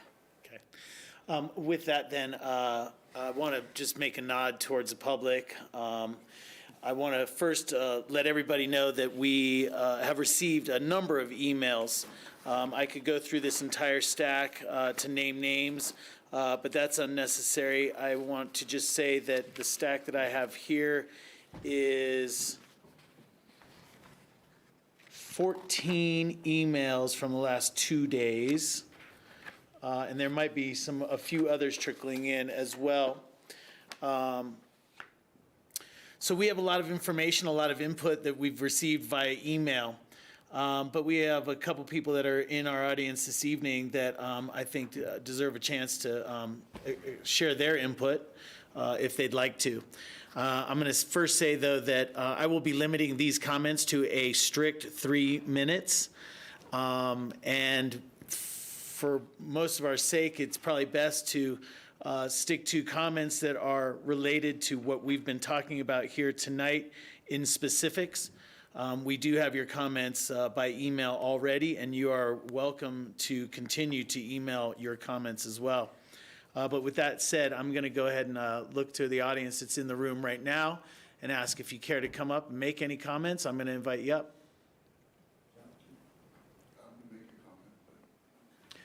John, if you could come right over here to this first chair.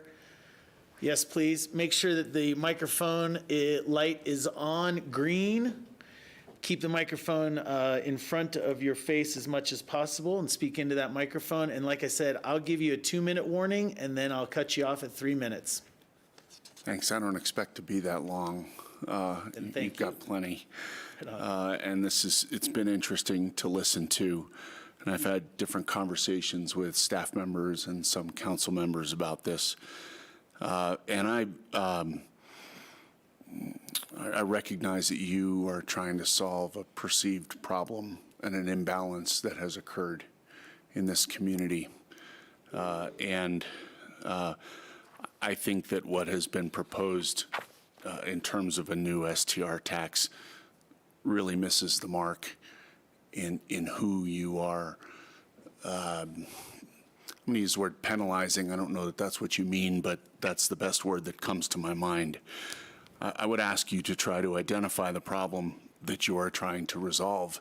And whenever I talk to people on staff or in the community in the STR meetings we did, it had to do with this negative impact of kind of de facto hospitality operations occurring in residential areas.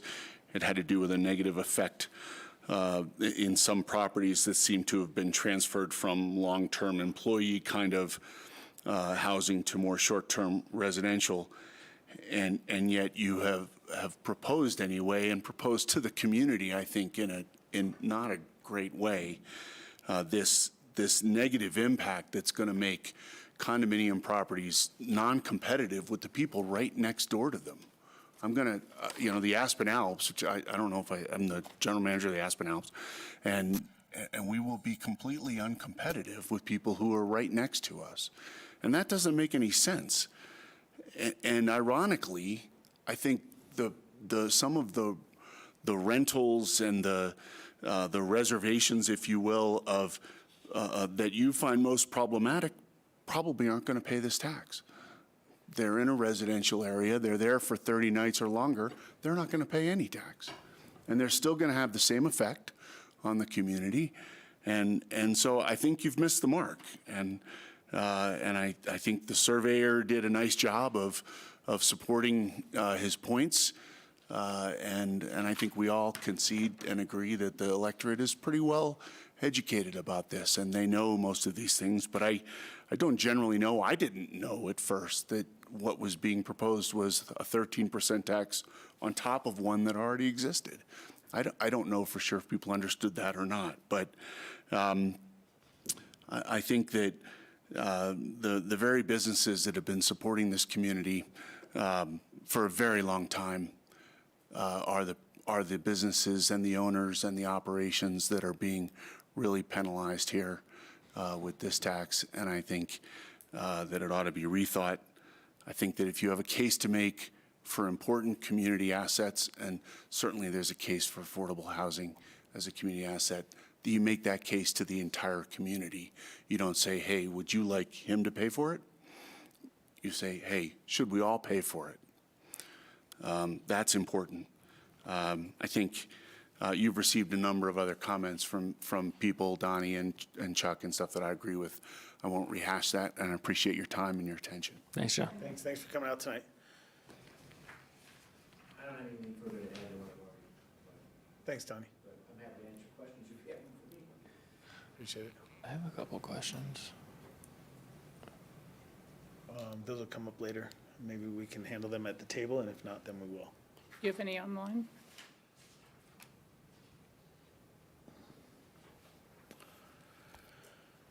I have a few, perhaps. Members that are joining us this evening on our Zoom meeting, again, I'll allow some comments, quick, brief comments, 3 minutes only, and I'll be cutting you off sharply at 3 minutes. But I'll go down the list here and see if anybody is interested in making comment this evening. All right, Matt, go ahead. Yeah, Tori, can you hear me? Gotcha. Oh, hey, I was listening in, just some background. I lived in the Valley for 32 years. I lived down in Basalt. I've owned and rehabbed many, apartments and houses in the Valley. And, I currently manage around 9 STRs in town. I sent you an email, but I just thought I'd bring it to your attention. If you impose a 13.1% tax on top of the 11.3% tax, and if it's rented on Airbnb, you're looking to assess a 40% service fee or taxes and service to the guest. And that guest isn't going to pay that. That guest is going to go to a different resort. And, I think that's something to consider. I understand the 15% fee has nothing to do with Aspen, but that's what you're looking at, a 40%, 39.4% assessment. And that's a massive number. And I think you need to take that into consideration before putting, a 13.1 or 13% tax ballot question on either a November or a March ballot. So that's kind of that's my main point. And I hope you realize that. So. Thanks, Matt. Just for clarification, does that mean the Airbnb assessment is a percentage somewhere around 20%. 15 to 20%?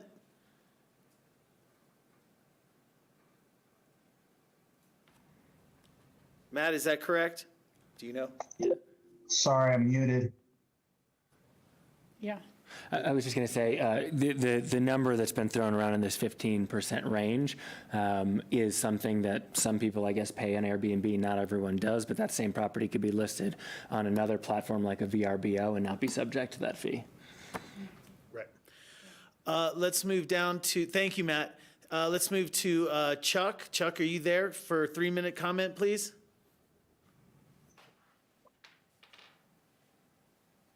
I am. Can you hear me okay? Gotcha. Great, thank you. Well, you've seen the very detailed responses, emails that I've sent in, Donnie Lee has, and I concur with everything John Corcoran has stated here. Many of us have lived through these kind of changes in tax rates and stuff in the past, and it'll have a monumental and a large negative effect for all the reasons we've brought up. I don't think it's clear with people or even your own staff and others of how we categorize properties. I know we use certain standards, both national or statewide, but there's many condominiums that are right next to each other that are treated and put into different buckets. And I just don't understand the logic of that. And I think that should be carefully considered, along with where the real impacts are coming from. So I hope you'll, as we've suggested, delay this, wait till you see the impacts of the pandemic now ending. We're already seeing reduced business. As Matt said, this would be a huge, devastating negative impact to the community and revenue, sales tax revenue, and jobs.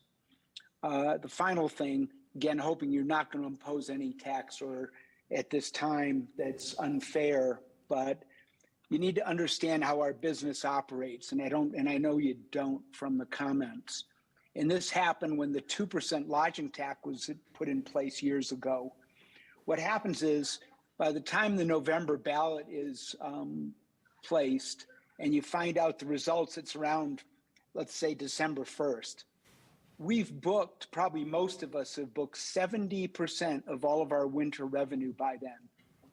So that means we've got to go back to everybody, all those 70%, many of which can cancel inside of 30 days prior to arrival, and explain to people, oh, by the way, you've now got to pay 13% more.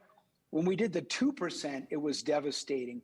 Yes, many of us, we had to eat some of that amount. We lost a lot of bookings in business because of it, because people were just outraged. And 13% or over a doubling of that rate would be very traumatic. So anytime any tax is changed, you got to keep that in mind of how the business is booked. We're not like a restaurant, a retail operation, or any other service business. We charge our customers, and this has been going on for 50 years. We charge people many months in advance. Usually they've paid in full prior to that. And so to ask them to pay a really high extra tax would be devastating. And so it should be pushed out maybe a year if you have to have it on an annual basis, a calendar year for Pete and his staff for calculations, or minimally you may have a July 1st date for that to go into place so that we could plan, we could properly and be fair with our valuable customers and not just piss them all off by coming back with an unfair demand. So please consider that on any tax you may consider on lodging. Thank you very much. Thanks, Chuck. Can I ask Chuck a question? Not right now. Sorry, man. We'll take care of it in a minute. Tracy?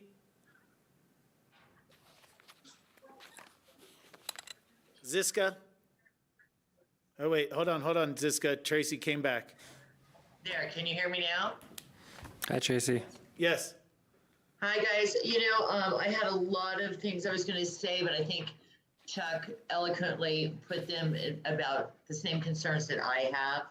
There's a couple of things I'd like to add to this conversation because I know when I was on the task force, there's one thing, they're using these surveys with the air DNA numbers, and I think that those numbers aren't correct because they don't take into account the independent brokerages that do probably 70% of short-term rentals of 4-bedroom homes and larger.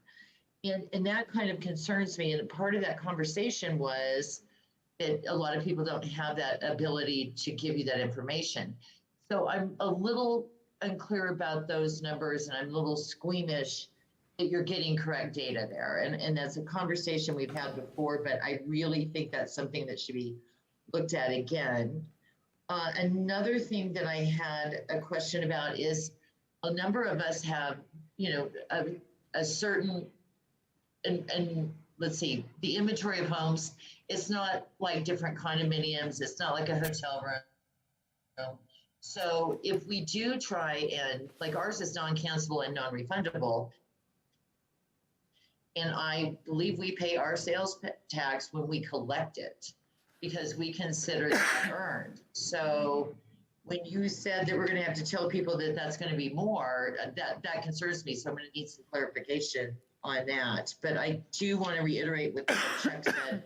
This would really get us for the entire for the holiday season. If we've booked something, it's non-cancelable, and now all of a sudden we either have to eat a 13% tax or charge it to our clients. I think that you'll see returning guests numbers drop considerably. Tracy, thank you. Ziska.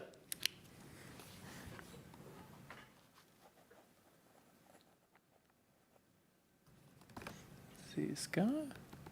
Hello. Yeah. Go right ahead, Ziska.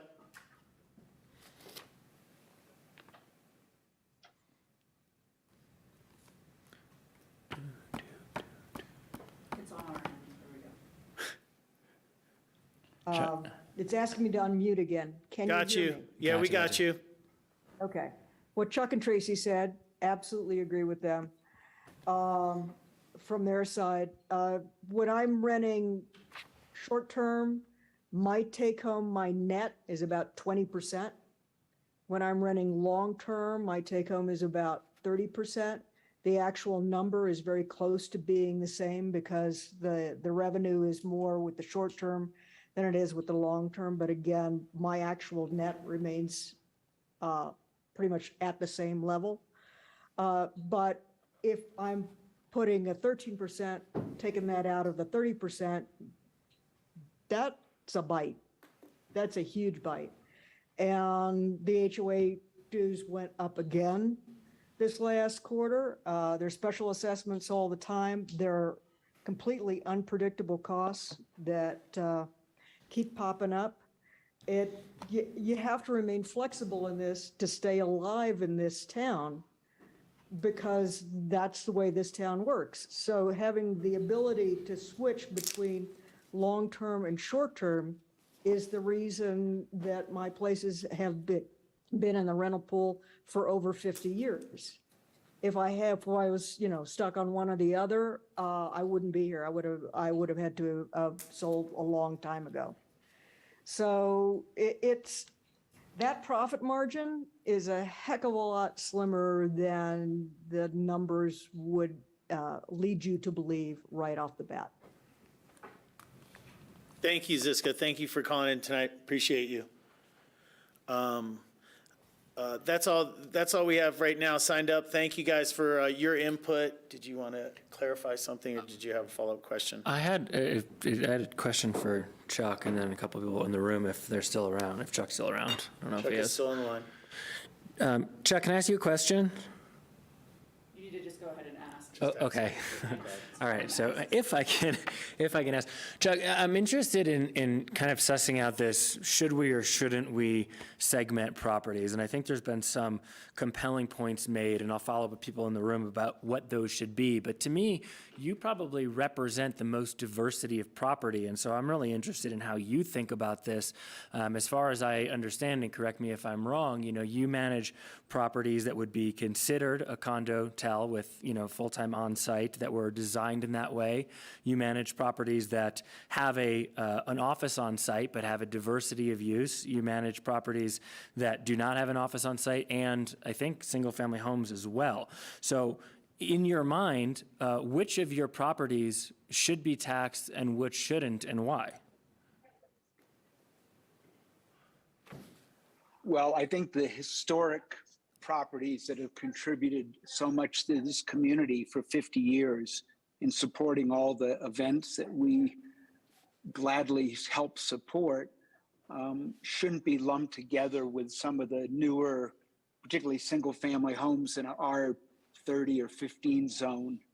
I just think those are apples and oranges. I think that all other lodging units primarily, though, are somewhat similar, whether it be a hotel, whether it be the W Hotel that has hotel rooms and fractional condos that rent, whether it be a St. Regis that has lots of those weeks that are fractionals that, again, do rent, or the Gant or the Chateau Dumont or Roaring Fork. I think they're all very similar and I think should be treated equally in this. As you know, I don't believe that, you're cherry picking one segment of a large economy of many different businesses that profit off of tourism and stuff, yet you're singling out one only to tax. And I understand taxing tourists is easy to get approved by locals when you're asking somebody to pay for your costs and it's not on your own ticket. I understand that differential, but it seems to me that we all contribute, as John said, we all contribute to the problems we have, all occupants in all properties throughout the whole community, and it should be a broad-based way to pay for that and not single out one industry. I hope that helps you understand. Chuck, this is Rachel. I would like to point out that there is a difference in these properties and that some pay a residential property tax but are used for commercial ventures, and lodges pay commercial property tax. And so the small Chalet Liesel, who is paying a 3 times higher property tax rate for being a commercial business than the short-term rental across the street. So there is differences between these properties. I just felt I needed to add that. Thank you. To that point, Chuck, so just so I'm understanding, because I hear kind of 3 arguments, I'm not sure which one you're making. Are you suggesting that only single-family homes should be doing this? Are you suggesting that the hotels should be included? Or are you suggesting something a little bit more in the gray zone, which is only sort of the condo hotels in the lodge zone should be exempt from this? Well, certainly the house short-term rentals, that's the new entries into that business. And they're the ones I think the community is feeling the most from, only because they just happen to be the newest. I mean, from your own list, I think there were 332 units with short-term rental permits in the R6, R15, 15A, 15B, and 30 zone districts, 332. Whereas some of the condo inventory, like the lodge zone, was a similar lesser number. So I think that the core area historic rental condos, whether they be technically a condo-tel or not, and the lodges all should be in the same bucket. Got it. And I think home rentals are in a different bucket, a different type. Okay, that's clear for me. Thanks, Chuck. I appreciate it. Thank you, Chuck. Okay, I'm going to bring it back to council table. Sarah, with that, I have a feeling that some of the policy kind of questions and where you want to lead is probably where we want to go. So we can start tackling a couple of these questions, whether it's November or March or at all. I'll put the third option in there. I think variable rate approach, and what variable rates, et cetera. Those are kind of what we want to kind of get to right now. I don't know the timeline exactly. You explained to me the other day, if we were to move to a November ballot, when you would need, finalization of ballot language. I don't remember the interim. You mentioned something about, hey, we might have to squeeze in another meeting prior because the timing, I'm getting nods that are saying. Yes, council needs to conclude its work on this by September 6th which is the day after Labor Day, in order for the city clerk to file for the November election. So then I'm wondering if we can have a discussion here now about potential routes with the ability to have our fifth council member at the table when we make a decision about, final decision, if you will. Sure, you need to have first reading on your agenda next week, so that's why we really, let's see, you could do this through 2 special meetings if you so chose. I would put at least a week between them for sure for the community's benefit. Next week is 5th week, so there is no public meetings scheduled currently for it. I'm sorry, not next week, the last week of the month. However, what I would suggest to this council is that you need to give us some direction, because we can't spend a week of waiting if you're really targeting the November election. The second, just housekeeping, we do have dinner this evening too, so that might play into when you choose to take a break. How long you think the rest of this discussion may go this evening. Thank you for that consideration. That's nice of you. I think we can not take a break now. I think we should plow ahead with what we've got. We might be able to get to some place here within the half hour. That's my hope. So, Ward, you seem like you're sitting on something you want to say. I don't know if that's an inference of where my thoughts are, but I think a good part of this is the timing. And I heard Keith say November is the best time. I think that's a real, to get it on the ballot by November is a real compressed time frame. 4 months later in March opens up, I guess my assumption is that we're going to do something. And that how much it is and where it's going to get distributed are questions to be answered later. But the question about November or March, I'm sensitive and appreciate the concerns about having it take effect in January and in the middle of a vacation cycle. If we had in just tossing these out without a value judgment, if we had the election in March, that gives us 4 more months, and we could have a cutoff date that would start with the summer season, or that the idea that there is going to be a new tax, probably be a new tax, or at least an issue on a ballot. The can of worms is that 3 people in this council are up for election in March, and that could become a significant issue. So I guess what I'm saying is I think maybe March is a better time, because this gets us more time to iron this out. And September or November election is just really compressed. And I understand the need to do something quickly, but I'm just thinking that an additional 4 months, if we section out the 3 of you having an election in March, it's a little bit easier, but. The only thing I'd point out about what you just were saying is that a March election really would have the same effect on next summer as a November election is having on this winter. So for that one issue about what you bring up, it would almost make sense to do a November election, but push the effective date off till the end of winter season or what have you. Yeah, good point, and I thought that as well. And the rest of your comments, I don't have a pro or con for you. I appreciate what you're saying, and I appreciate that approach in what you're saying. And he's starting basically with threshold question number 1. Yeah. Because if a majority of this council is like, hey, I'm not interested in moving this November, then we can delay some of these talks and work some more on it, get more information, and have more community outreach if you so desire. But I'm not sure that that's where people are. Rachel, you expressed support for a November question. I have to tell you, I really think it's more important to strike while the iron is hot. And I would push out the effective date. You know, I was thinking after April 30th or something like that, but I could be flexible on that, make it May 30th. But I don't think we should go into exempting the summer season. I think, yeah, but Tory's hybrid of November election, but pushing the date out for. pushing the date out for the effectiveness, and people will know that. But I think you want to strike while the iron's hot, while people are familiar with the issue and the resolution.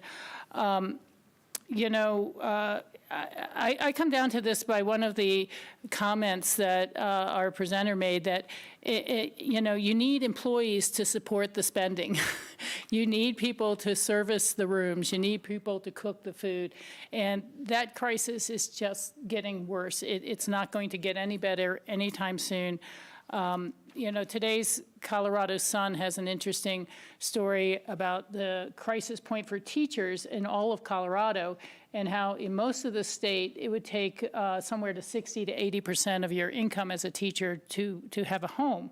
But the one comment that really stuck out is, without the opportunity to buy a home and begin to build personal wealth, people don't stay. They leave. I think from a system perspective, you have a lot of churn. And that's what's happening in our community now. And it's happening at the service level worker, the middle manager level, all the way up, where people just at a certain point in the arc of their lives say, I'm not going to have any equity here. You know, I can't do anything here. And they get tired of moving every 6 to 8 months, or roommates that they don't enjoy. And these sort of things are leading to the real deterioration of our community. I think everyone in this room knows I've asked the county to help. Our board has asked the county to help with this crisis, but it's just getting worse, and it's going to be far worse as more of the Down Valley builds the new Willett Center, and that they don't even build enough affordable housing to run the shops that they're opening there, or the hotels that they're opening there. So I think it's up to our community. And as Sarah said ever so wisely at the beginning of this, we are facilitating getting a question to the public. It's up to the public to decide based on the impacts and their sense of community and their sense of loss of community that's occurring. So I would go with November, not March. I would only ask the one single question in November. I would ask the open space and trails question in March.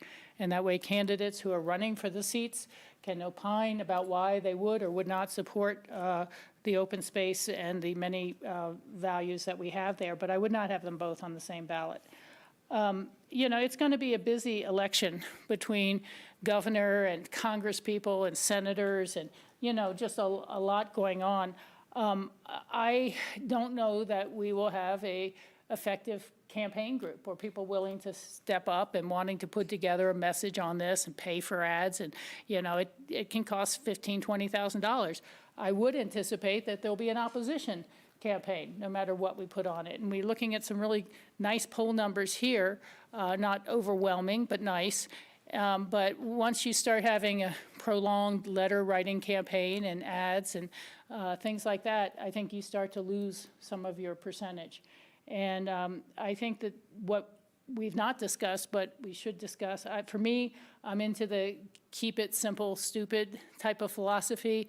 I was toying mentally with the idea of a differential rate between homeowners and all others, but I think you guys make a really good case that, you know, it's not as if there's that much of a difference. And so I would ask the board if it would consider a lower rate, even though I know it's not to accomplish all of our goals and it's not going to make up all of the property tax difference.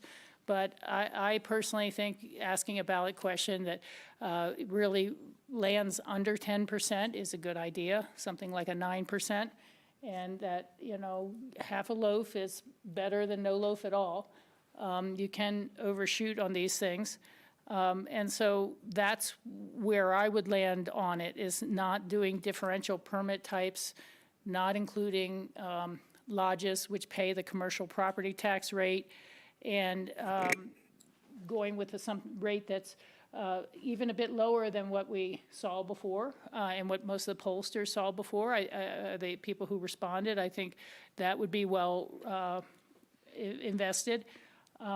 I like the idea of potentially putting in percentages going towards those items. I don't think we should use dollar numbers because that's too random.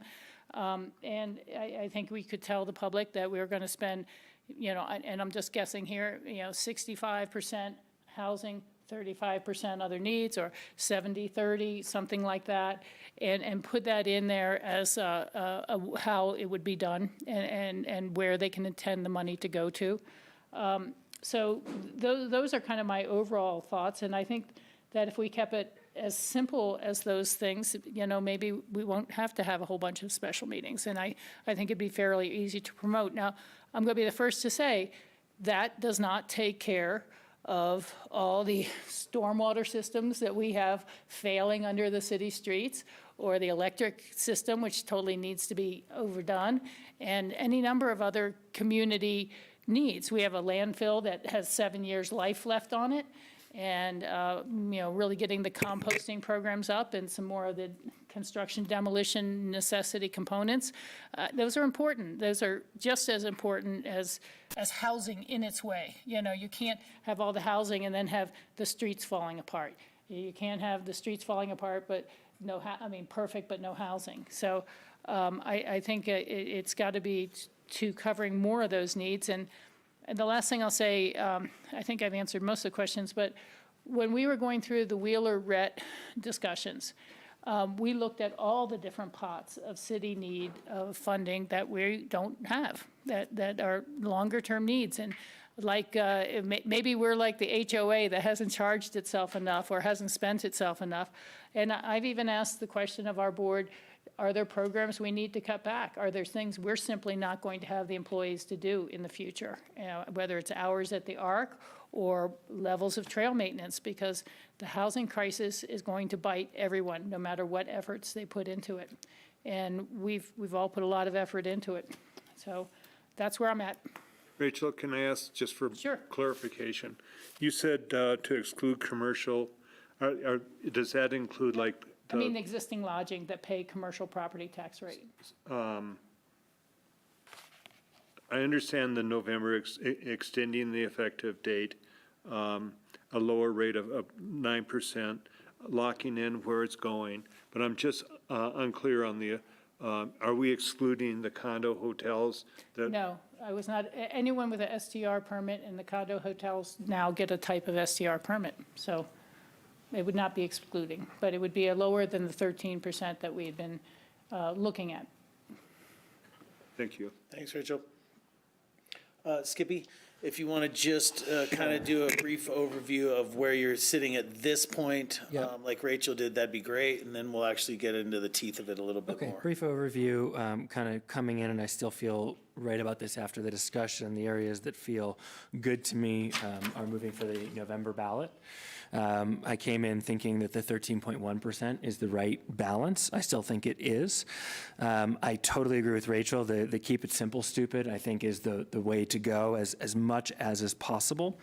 The questions I had coming in were about the sort of deferment of the start date, and hearing some move in that direction. That's something that I would support. The questions that I still have not totally answered, that I have a few questions on, are, do we specify the split of where these funds go in the ballot language? I really liked your suggestion, Ward, of 70-30. I'm leaning in that direction, but I'm not 100% there yet. I want to kind of think about that out loud more. And then the big question I'm still wrestling with are there subsections of the STR group that we would not want to include, that we would want to omit from that. And so I do have a few questions to better understand that. Okay, thank you for that. I want to share the conversation that I had with John Doyle today, as I was looking for his input or anything he wanted to share to be brought to the meeting. John was favorable of a variable tax rate. He was not in favor of just one rate or the 13% at that, as a matter of fact, but he was in favor of the opportunity for a variable rate. The other idea was, I think that he would support the November date for it. We did not have a conversation about deferring the effective date, but I think that he would see some equity in that. And again, I would love him to be at the table as we move to our next conversation, which he will be back for next week. So just to tell you where I am in brief, and then we're going to have Sarah kind of get some more clarification so we can get things prepared for us. This is a question we go to the voters with. So for me, I'm happy with going to them in November. I think that's kind of what is expected by our community at this time. The survey results to me showed favoritism for that and an expectancy for that. Where I come into this, I guess, with maybe a different or slightly different take. I've been looking at again, the question I asked was about our 3 buckets of permit types and our ability to, our community's ability to put in tax rates for those. So the notes that I have here, and this is just where I sit now, so I'm prepared for more conversation. I was looking at a variable tax rate of 2 different classifications. Going off of the buckets that we have, I believe we have the OO, which is owner occupied. We have STR Classic, and we have Lodge Exempt, are the 3 permit types. What I have in my notes right here is that the owner occupied and Lodge Exempt, somewhere around the 5.5 to 6.0% rate, and the STR Classics at 9.6 to 10% rate. If my understanding of those is correct, an STR Classic is that which is in a residential neighborhood. It could also be in a multifamily neighborhood as well, depending on structure. The owner occupied and lodge exempt, the reason that I have come to this in my head was because of the impacts that we're trying to tackle here. So owner occupied, we limited the number of days period that they can do short-term rentals. And lodge exempt are those properties that have almost full service on site, which is the front desk service, as well as staff members of housekeeping and maintenance, et cetera, et cetera. So for me, I was just trying to figure out, where I could see those impacts and how to get to the most equitable kind of mitigation that I could. And so for me, like I said, I kind of put owner occupied and lodge exempt together at a lower rate, and then the STR Classics, the same threshold that Rachel was kind of talking about, but only for those STR Classics. And that's just where I am. I'm not really great at kind of election understanding, if you will, not engineering, but understanding. So I don't really have the same sense about whether wait till March or even put off the open space. To me, those are, when it's questions that go to our electorate, I don't have that great of a sense of that. Maybe I don't give it a much thought or much time about it. So I do support the November election, and I could see us doing a 2-tiered level variable. And, my hope here is that whatever we put on the ballot, we support, number one. And number two, something that's really palatable and equitable for the community, so that some of the folks that wrote emails that are talking about how they see it as detrimental to their individual business can see how this is a greater benefit for our community, and they can be supportive as well. So that's just the notes that I have. And I thank you all for sharing kind of your start of this conversation. And now we can maybe look towards how we can get. Corey, can I just ask a clarification question? Sure. Would you support the November election with extending the effective date or keeping the effective date in January? I could support extending the effective date. Right. I think hearing the comments that we had tonight, I can see some of the shock. that comes. And, for me, a lot of this is shocking. When I hear, I honestly, when I hear about room rates alone, when I hear about home rental rates in Aspen alone, and then on top of it, the fees and taxation that happens, I mean, I can't even afford the fees. Yeah. There's a reason I'm not on Airbnb, because they don't have a product for me. So I understand that, an additional, even if it's only 5% up to 10%, I can see how that does impact some folks with plans that they've already made. So just a little bit of clarification going forward with one voice that I support also a November election and extending the effective date so that we can all agree on that and not have to spend any more time on that aspect of it. Well, let me ask, June 1st? Your suggestion of the end of April was amenable to me, because that is. That's clear end of ski season, and it actually gives the operator the off-season April to, 30th.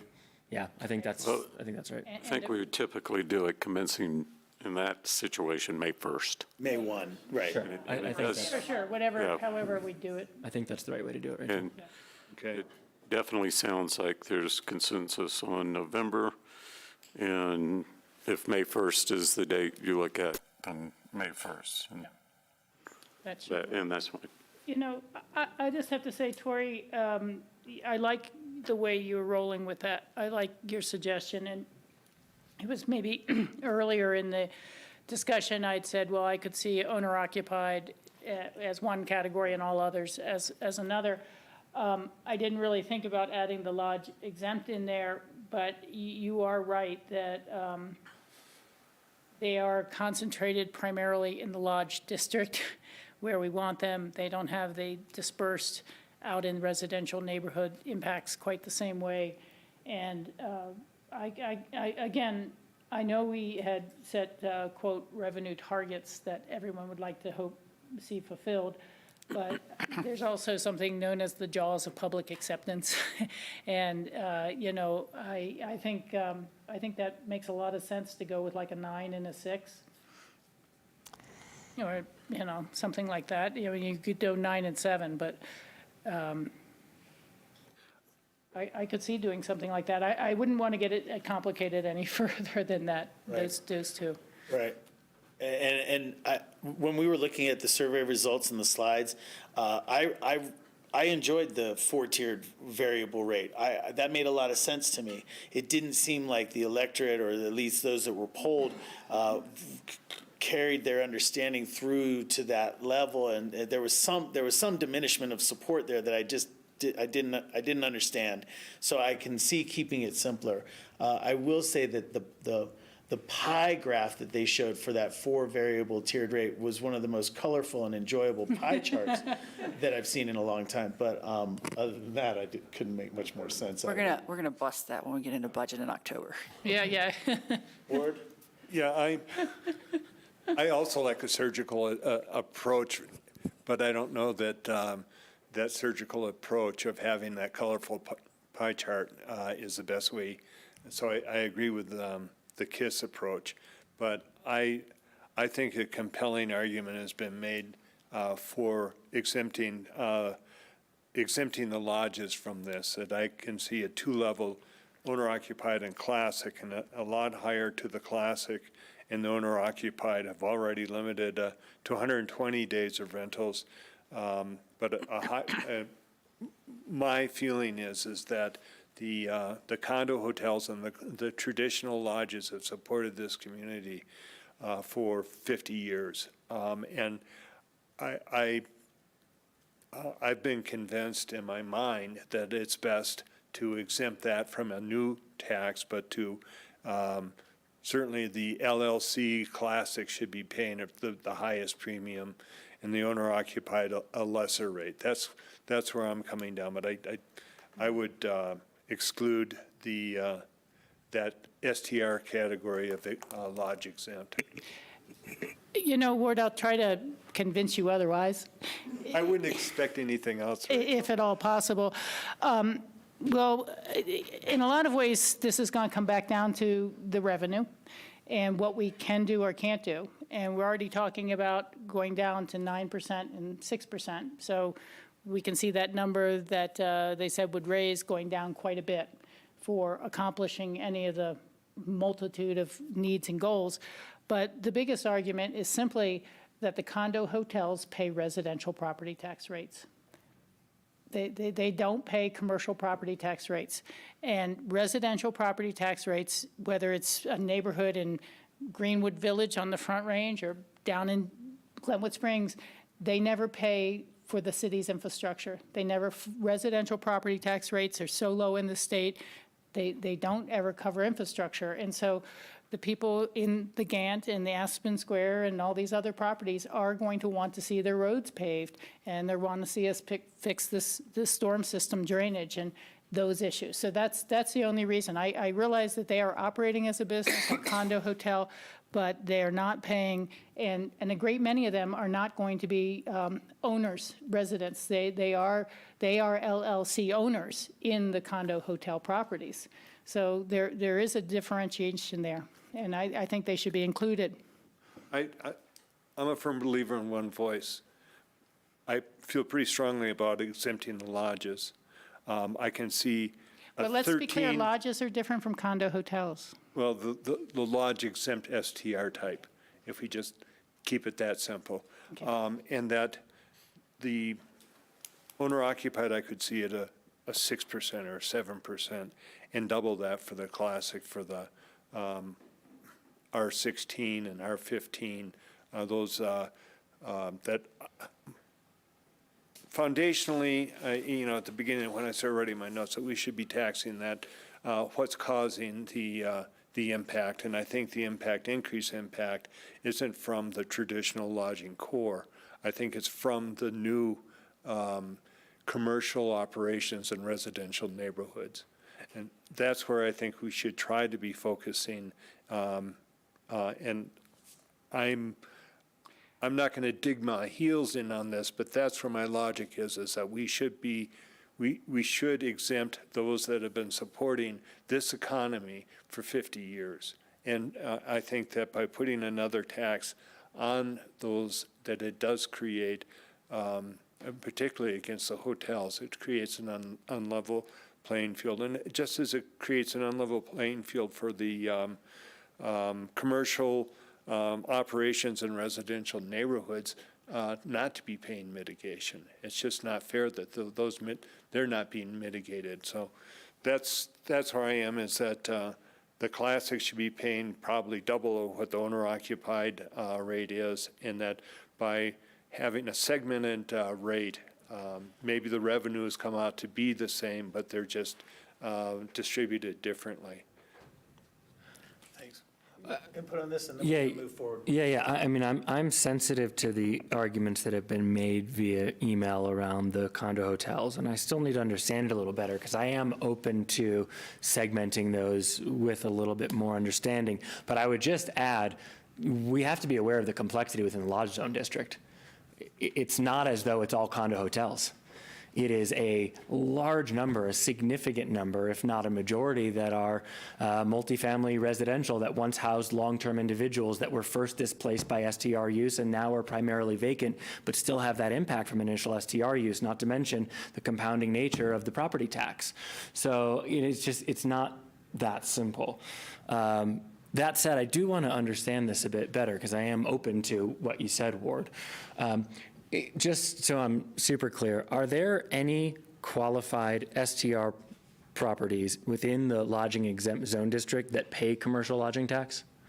So to clarify your clarification, we're not talking about a zone district. We're talking about a permit type. Sorry, yes. That's essential, right? Sorry. So we would not apply underlying zoning to assessing whether a property would be subject to the tax under Councilmember Howenstein's scenario or not.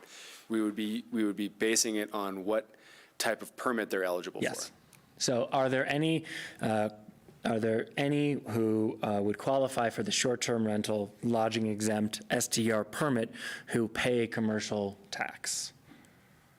Property tax. Property tax. No, that shouldn't be the Okay. case. We should be only dealing with individually owned properties, which are residential properties and are assessed at a residential rate. I just want to make sure. Follow-up question is kind of in the audience here, if that's okay. You guys are kind of representatives of the condo hotel. Do you guys allow for long-term, like, do people live there full-time year-round? A few. A few. There's a handful. Okay, so that is allowed. And would it be a fair characterization to say if we went back to 1980, there were more of those individuals or less? Not necessarily. Less. Okay. Yeah. Okay. But maybe another question for you on that same line. Long-term, more than 30-day. Yeah. Oh, yeah, I'm sure. You do. You I'm sure they get a lot of that. A good amount. We do that. Yeah. It's increased, the demand is increased. We've actually tried to limit it to some degree because it's complicated. Yeah. Because we really still operate, in other words, so like Airbnb is not our model. We don't rent a room, we rent a room type. We really operate like a lot. So when we take a long-term stay, it reduces our flexibility to move things around and manage. Oh, sorry, yeah, Amy. Sorry. Sorry, she's asking that you come up to a mic to share that. If you have any more to say, then please do. Do I need to repeat that? No. So, just to answer that question, it's complicated for us, so we have our hands around that. Yeah. Thank you. It is helpful. Donnie, if I could just clarify what I thought you said, that there are a number of people that you rent rooms out to or units out to for longer than 30 days, but you also have some owners that stay for longer than 30 days. Absolutely. We have a few owners that live there on a full-time basis. Yeah. And then we have demand for long-term stays. Most of that's in the summer. People want to come up for a month or 6 weeks or longer. And we have a few of those in the winter, but it's mostly in the summer. And again, this is a clarification. Yep. I spoke with John Corcoran about a year ago, and I said, I don't understand why our town is so busy, yet our lodging taxes are down. And he enlightened me that a lot of these people are staying longer than 30 days. Correct, and then they don't pay the tax. Yeah, have you seen any change in usage in the last year that there are not as many long-term rentals, or? The demand for long-term rentals, particularly in the summer, has increased dramatically, no question. Again, that's why the other thing that's happened, kind of as the in this pandemic recovery, is that the lead time for bookings have increased dramatically. We put most of our, and this kind of gets to the tax increase question. Most of the business that we put on for this July, we put on last October. Wow. Our lead time is almost 280 days. I have a lot of my winter booked already. Yep. So that trend doesn't. We are seeing some cracks in the demand. I mean, I think Chuck mentioned that in his letter as well. So we definitely saw softening this August and this September. Still strong. Winter's still booking. It's kind of a mixed bag of information, so it's hard to know exactly where this is going. But certainly we've seen some cracks in the demand, but business is still strong. Donnie, thank you. You're welcome. Yeah. Thanks so much Appreciate it. for all of your participation. Yeah. Yeah. Sarah, I'm wondering at this time, we've got a couple of key questions answered. November election, possible effective date delayed till April 30th. We've talked, May 1st, sorry. We've talked about possible variable rate. There's not clarity about what exactly that would be. We're also missing John Doyle. So I'm wondering, do you have enough at this time to prepare a next meeting on this, to make decisions, to get to a final reading? You need first reading in a week, so this is not enough. Yeah. No. You need the rate and the distribution. You could even, well, let me check with Jim. They could even they could amend on the floor the rate on first reading. Yeah. If so chosen. But it's not clear. The three areas I still see need for conversation is the single or split rate, and the who pays what piece needs more around it. So, because we can prepare two different versions of ballot language, for sure, but we need to understand, there's not agreement yet if there's a split rate where the split is. at the table that I'm hearing here. So this is an area that I would encourage you to talk more about. Are you talking about the split rate? You're talking about owner occupied at Yeah. 5 to 6 and classic at 9 to 10, or is that what Or you're? whichever there is, but I've not heard a majority Yeah. position on that. Okay, I just wanted to make sure I understood. The other thing is there's a discussion about uses. And I've not heard the council at all talk about if all three of these uses that were proposed in the polling is what you want to have go forward. And do you want to there's been talk about, should we be more articulate about how those funds are split? And I think the council really needs to start talking about that, because that is a very tricky piece of ballot language to write, to be easily understood, but articulate enough to bound future councils clearly. And so I would hate to put that off and lose a week if you're expecting that kind of addition to the ballot. So I guess what I'm seeing is, let's start with what was suggested, 65-35 for 65% towards housing usage, 35% split to the other two uses. I think what I heard around the table was maybe Skippy's 100% affordable housing, maybe not. I would certainly go there if we would, but I'm certainly amenable to the split as well. So I think what I heard was that And I like the three uses that were identified in the survey would be something that we'd want to allocate the revenues towards. Well, Yeah, my first was 70-30, 65-35 is fine with me, but I'd just like to see it nailed down so the voters know that this is where we're going to be spending the money. yeah. I would think that maybe we could go 70-30. I'd be willing to do that, or 65-35. But list housing first with the larger percent, and then the other percent, 30% or 35, for the infrastructure and environmental. And so it's just only broken into two pots, not three. Okay. I would support that, and I would say the public support, making that link, which I actually think sometimes is an overlinkage between affordable housing and FTR. I think just election-wise makes sense, and I think in the mind 70 versus 65 feels more significant, whether it is that much or not. Trying to match some of the percentages in the poll. Totally. And I just want to come back to that single or split, and I can't exempt the other vacation lodging opportunities that are not paying commercial property tax. Because a large part of this from our very beginning was talking about equity between parties. And to say, well, you're an LLC that bought a residential unit at the Aspen Square, so you're not taxed, but you're an LLC that bought one at Hunter Creek Condominiums, you do have to pay the tax.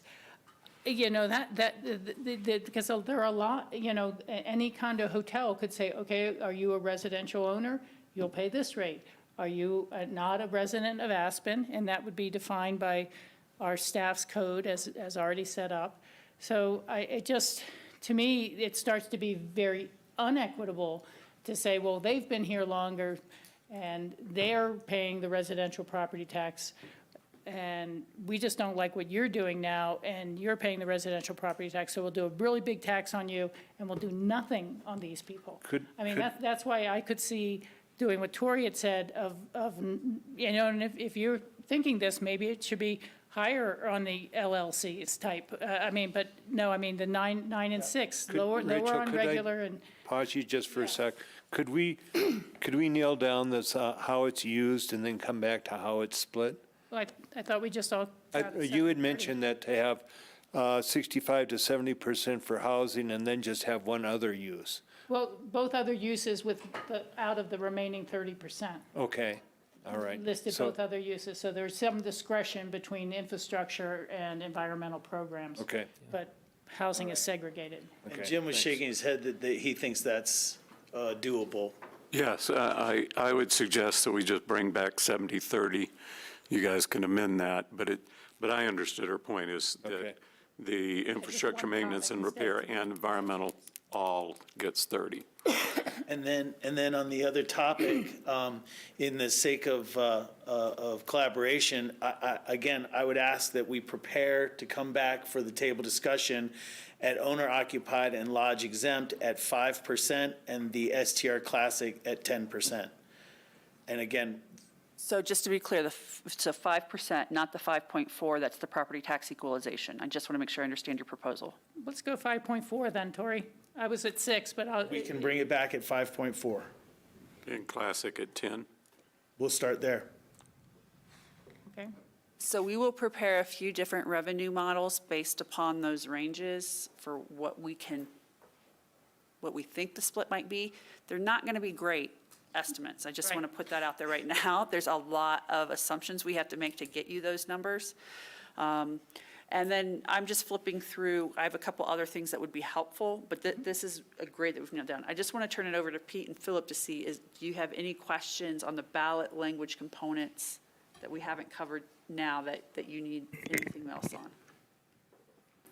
I honestly think, yeah, this will get me where I need to be, unless you had any other concerns. As long as council's clear that when we say lodging exempt short-term rental, we are talking about something that meets the definition in the land use code. It's not something that's in a lodge zone district per se, because we have multifamily properties in a lodge zone district.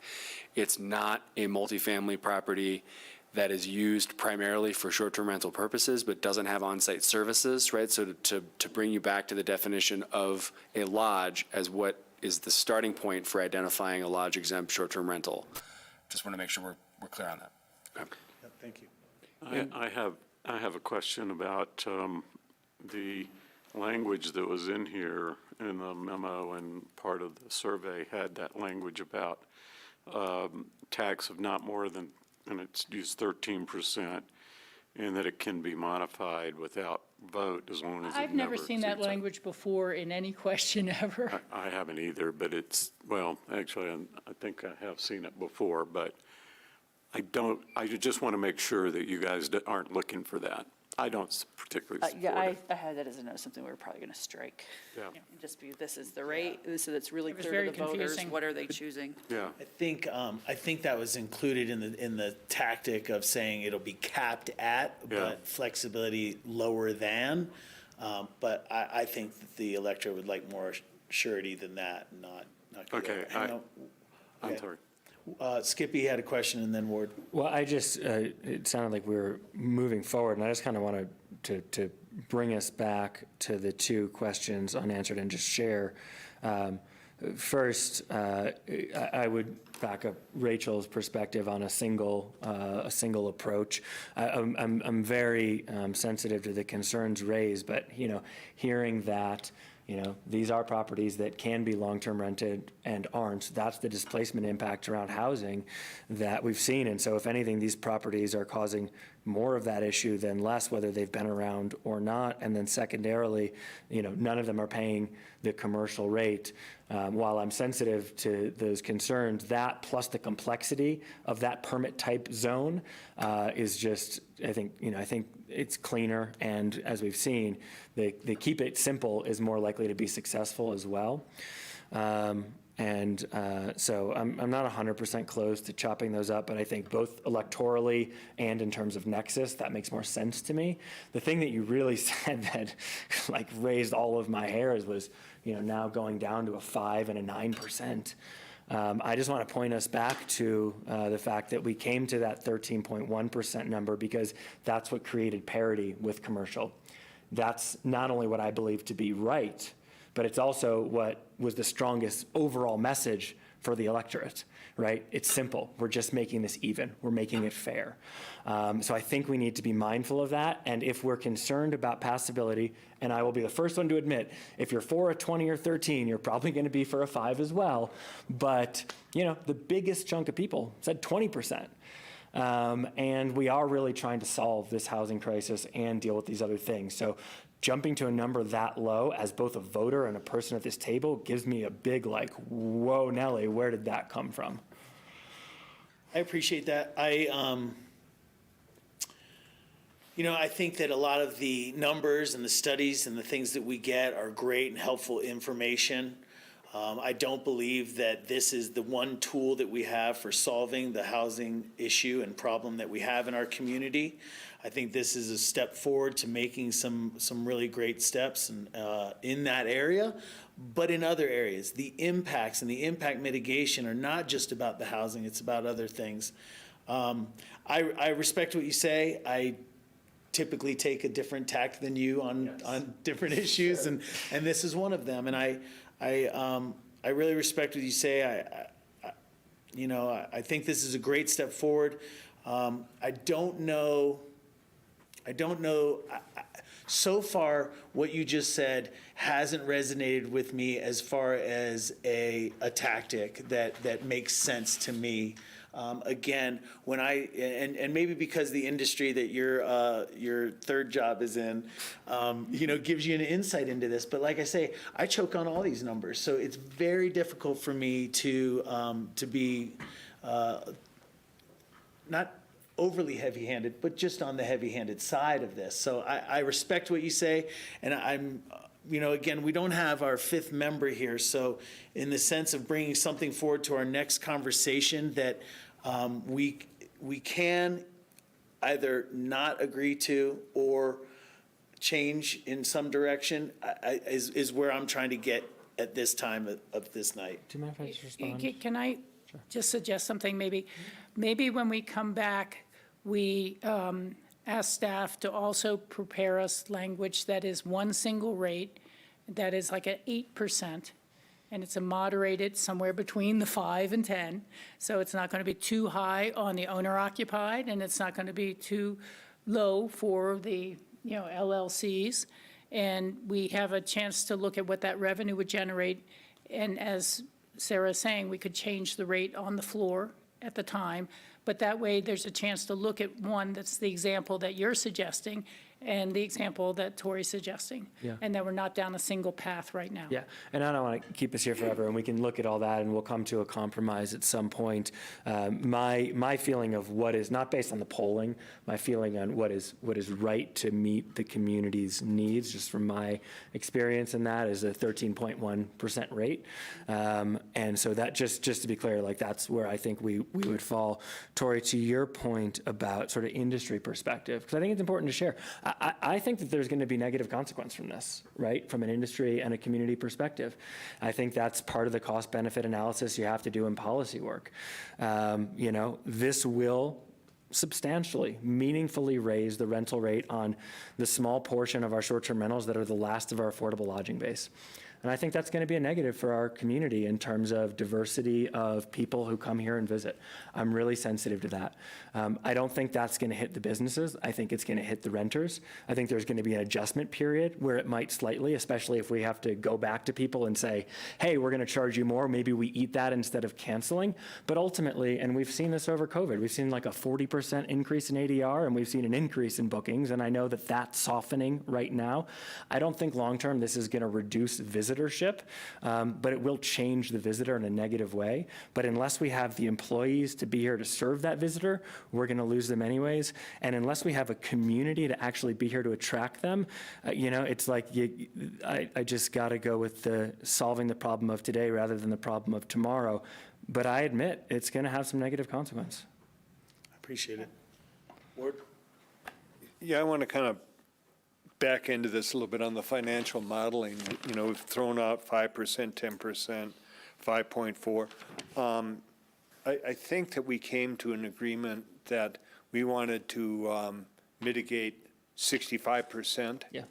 So that would be 12,578 times 0.65 is a number that we're looking at per year per unit.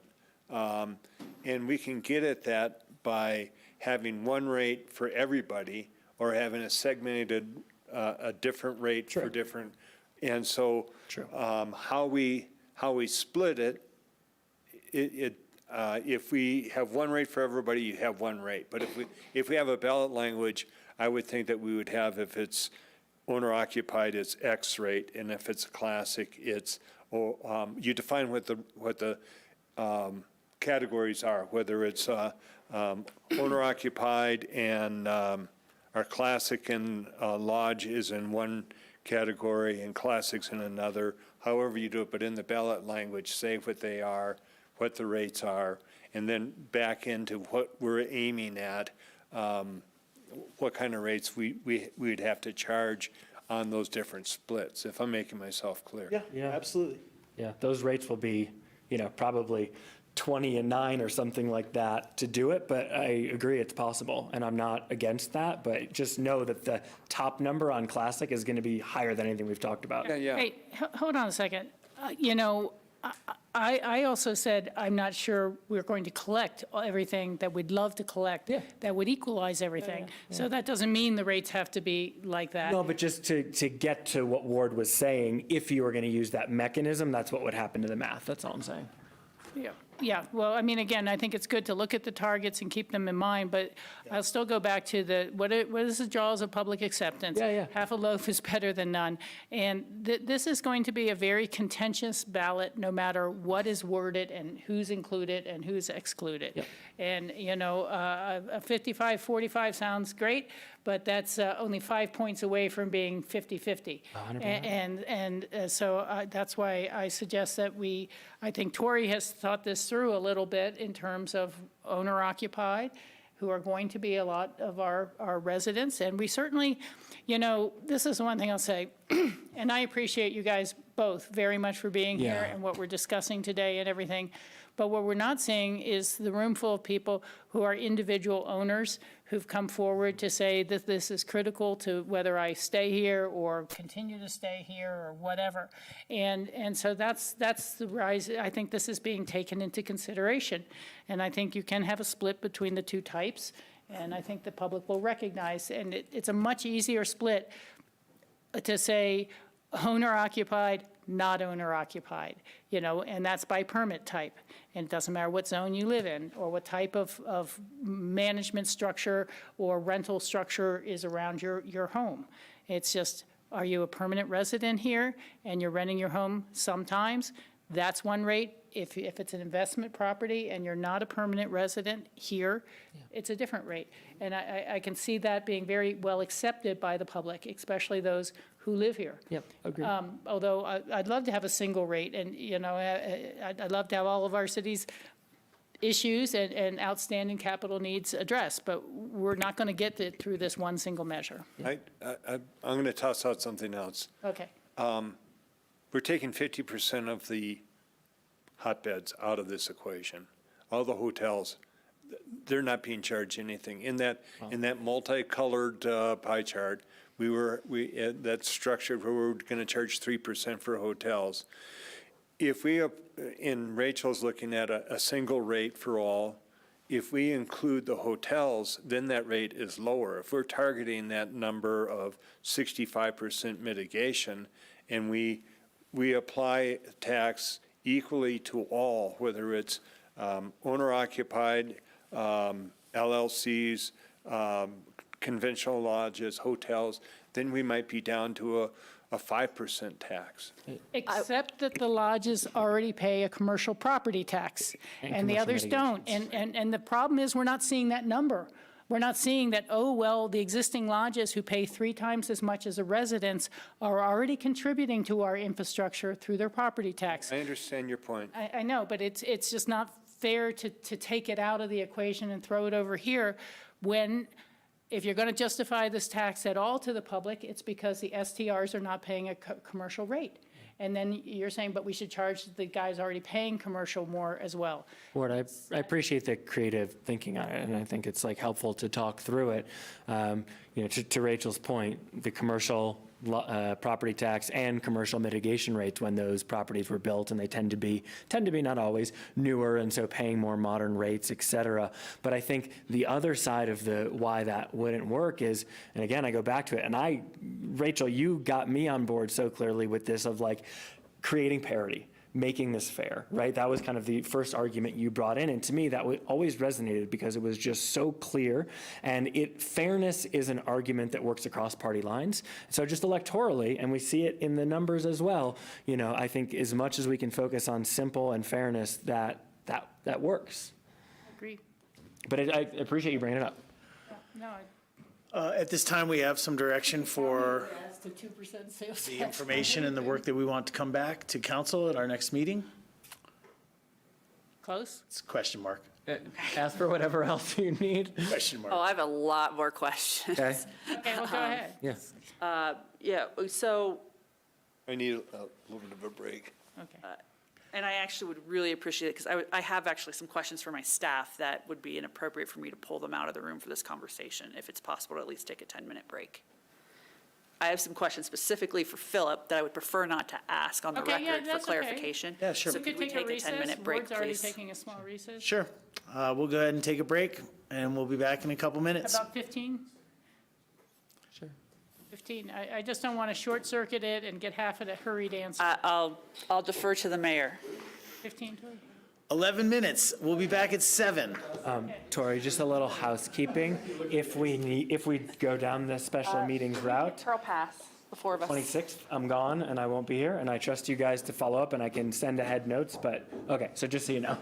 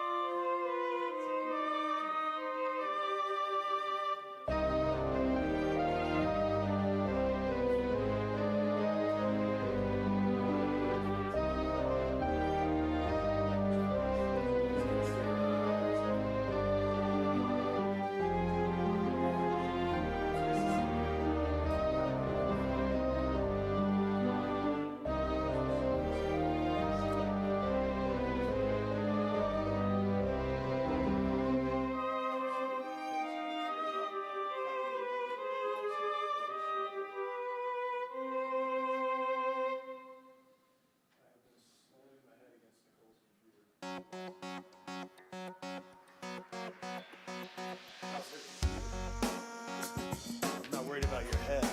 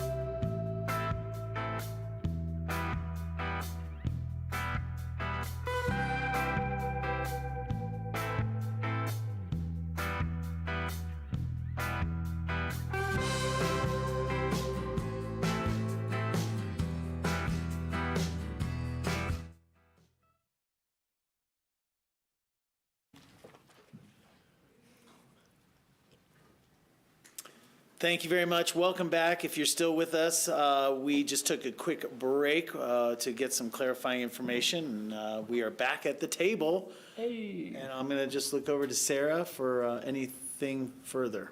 Great. I want to confirm what we've heard for ballot language is that you would like us to prepare things for this November election, that you want a May 1st effective date for any new collections in that ballot question, that you would like us to present you a ballot question that shows 2 tax rates, still to be determined on the rate itself in each of those, and which permit type is under which rate, because there's still, I can tell from the conversation, there's not a majority position yet on what's grouped together in terms of which 2 permits go together and which one stands alone. Okay?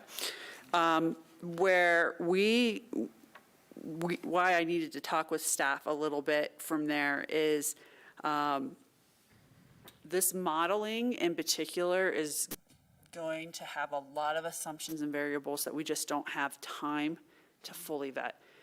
And so we will be conservative, which means our revenue numbers will be higher than what is likely to occur so that we don't run into Tabor issues in the future. So I just want to make that clear up front, that we're going to, we're not going to be outlandish, but we are going to assume higher collections so that we have a high probability of coming under that number. And not have to deal with debrucing like we had to do with the tobacco tax. The other thing is that given that our packet deadline is in about 48 hours, we can't turn this around for next week's council meeting. There's too much in here that council's asking for. So we're requesting a special meeting on Monday, August 28th for first reading. The 29th. Is that Monday? Whichever one of those is Monday. It is the 29th. 29th, yeah, Monday's the 29th. Yeah, Monday's the 29th. Okay, Monday, the 29th, we're requesting a special meeting Yeah, Tuesday is my birthday. because for us to get through the modeling and the legal review. Doris. This guy. Yeah. Okay, well, we're going to be missing. I will not be here or available for that, but I'm happy to pass along notes beforehand. I will be here on the 29th. So a special meeting on a Monday night, followed by?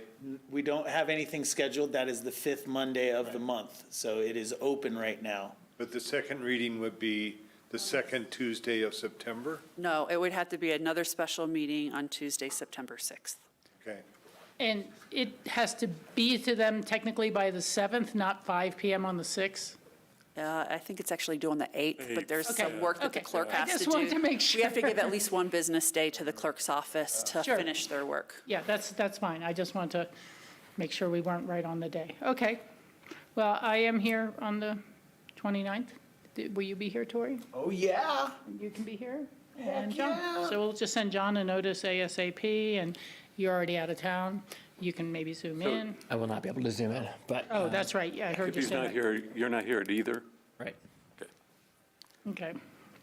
The other piece that I just want to make you aware of, because we feel like this is an unresolved issue, so you will see in packet, first reading of the ballot language for the open space and trails tax, because that was our anticipation that there would be a first reading on Tuesday. You as a group will need to decide whether to advance that to second reading or you want to postpone it to a specific date. Right. Of course, if you want to talk about that now, we're happy to support you with that, but that's a really critical decision for you here in the next week. I'd want to hear from the open space and trails people before, if they can be there to discuss it when we discuss it. They're ready to go. Yeah, And they would prefer to go this November. I mean, it's very clear from the Open Space and Trails Board and from the staff conversations. Okay. We're doing that a little differently, though. We are doing that as a resolution because it's just an extension of the tax. Right. So In theory, you could put it on one of the special meeting agendas if you chose not to decide on. Oh, okay, I see what you're saying. Right. So I didn't realize it was a resolution. I thought I was reading an ordinance. Yeah. Sorry. Okay. Where are you guys on March or November for open space and trails?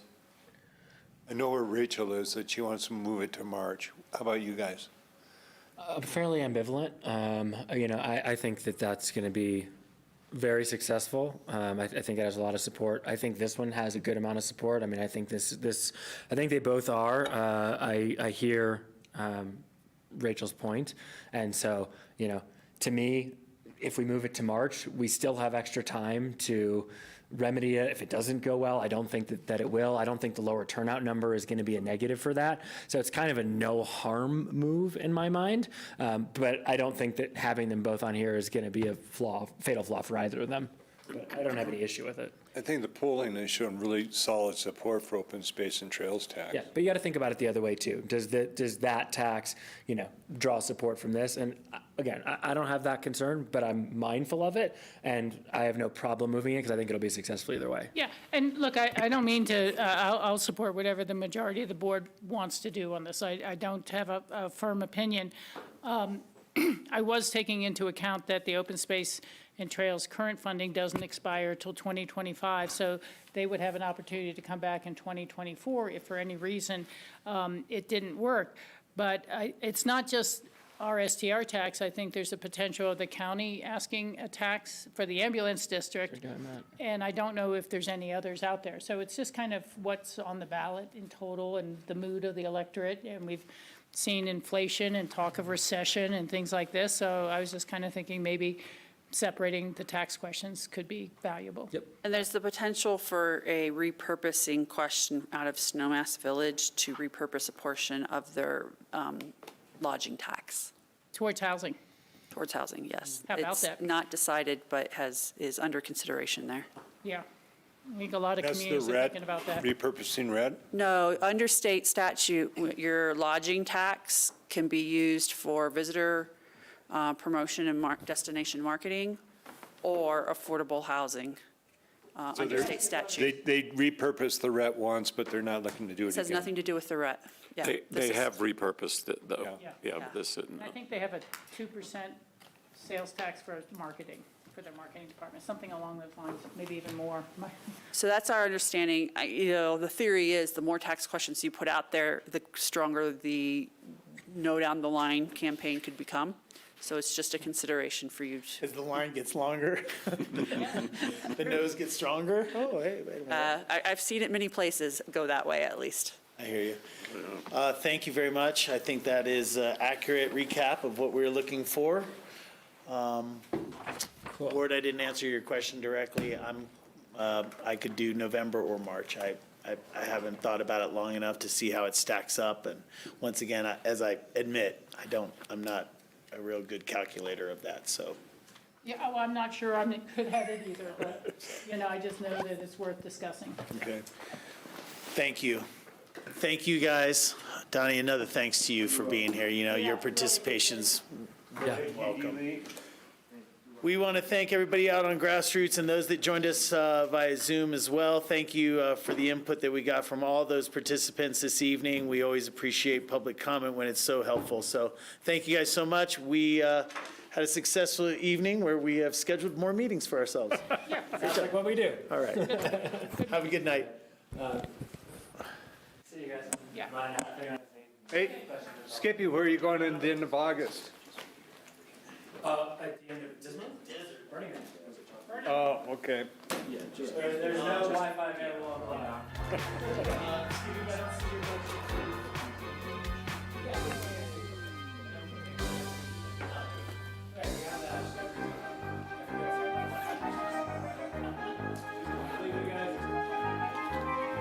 Arriva, ciao, ciao.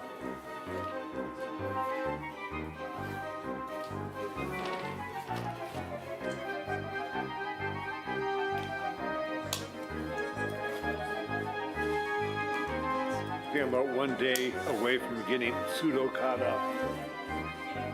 Pseudo, opposed to caught up.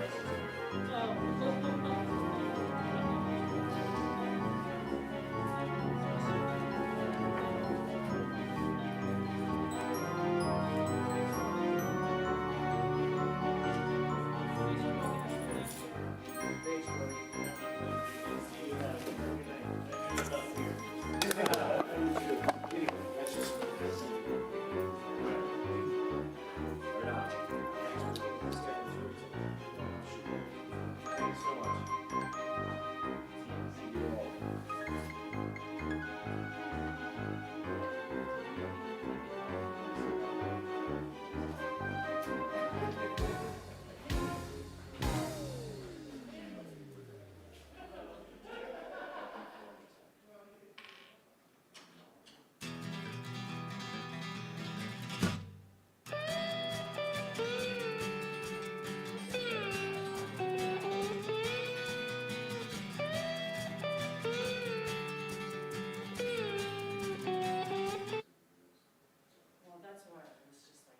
got budget going on right now, like,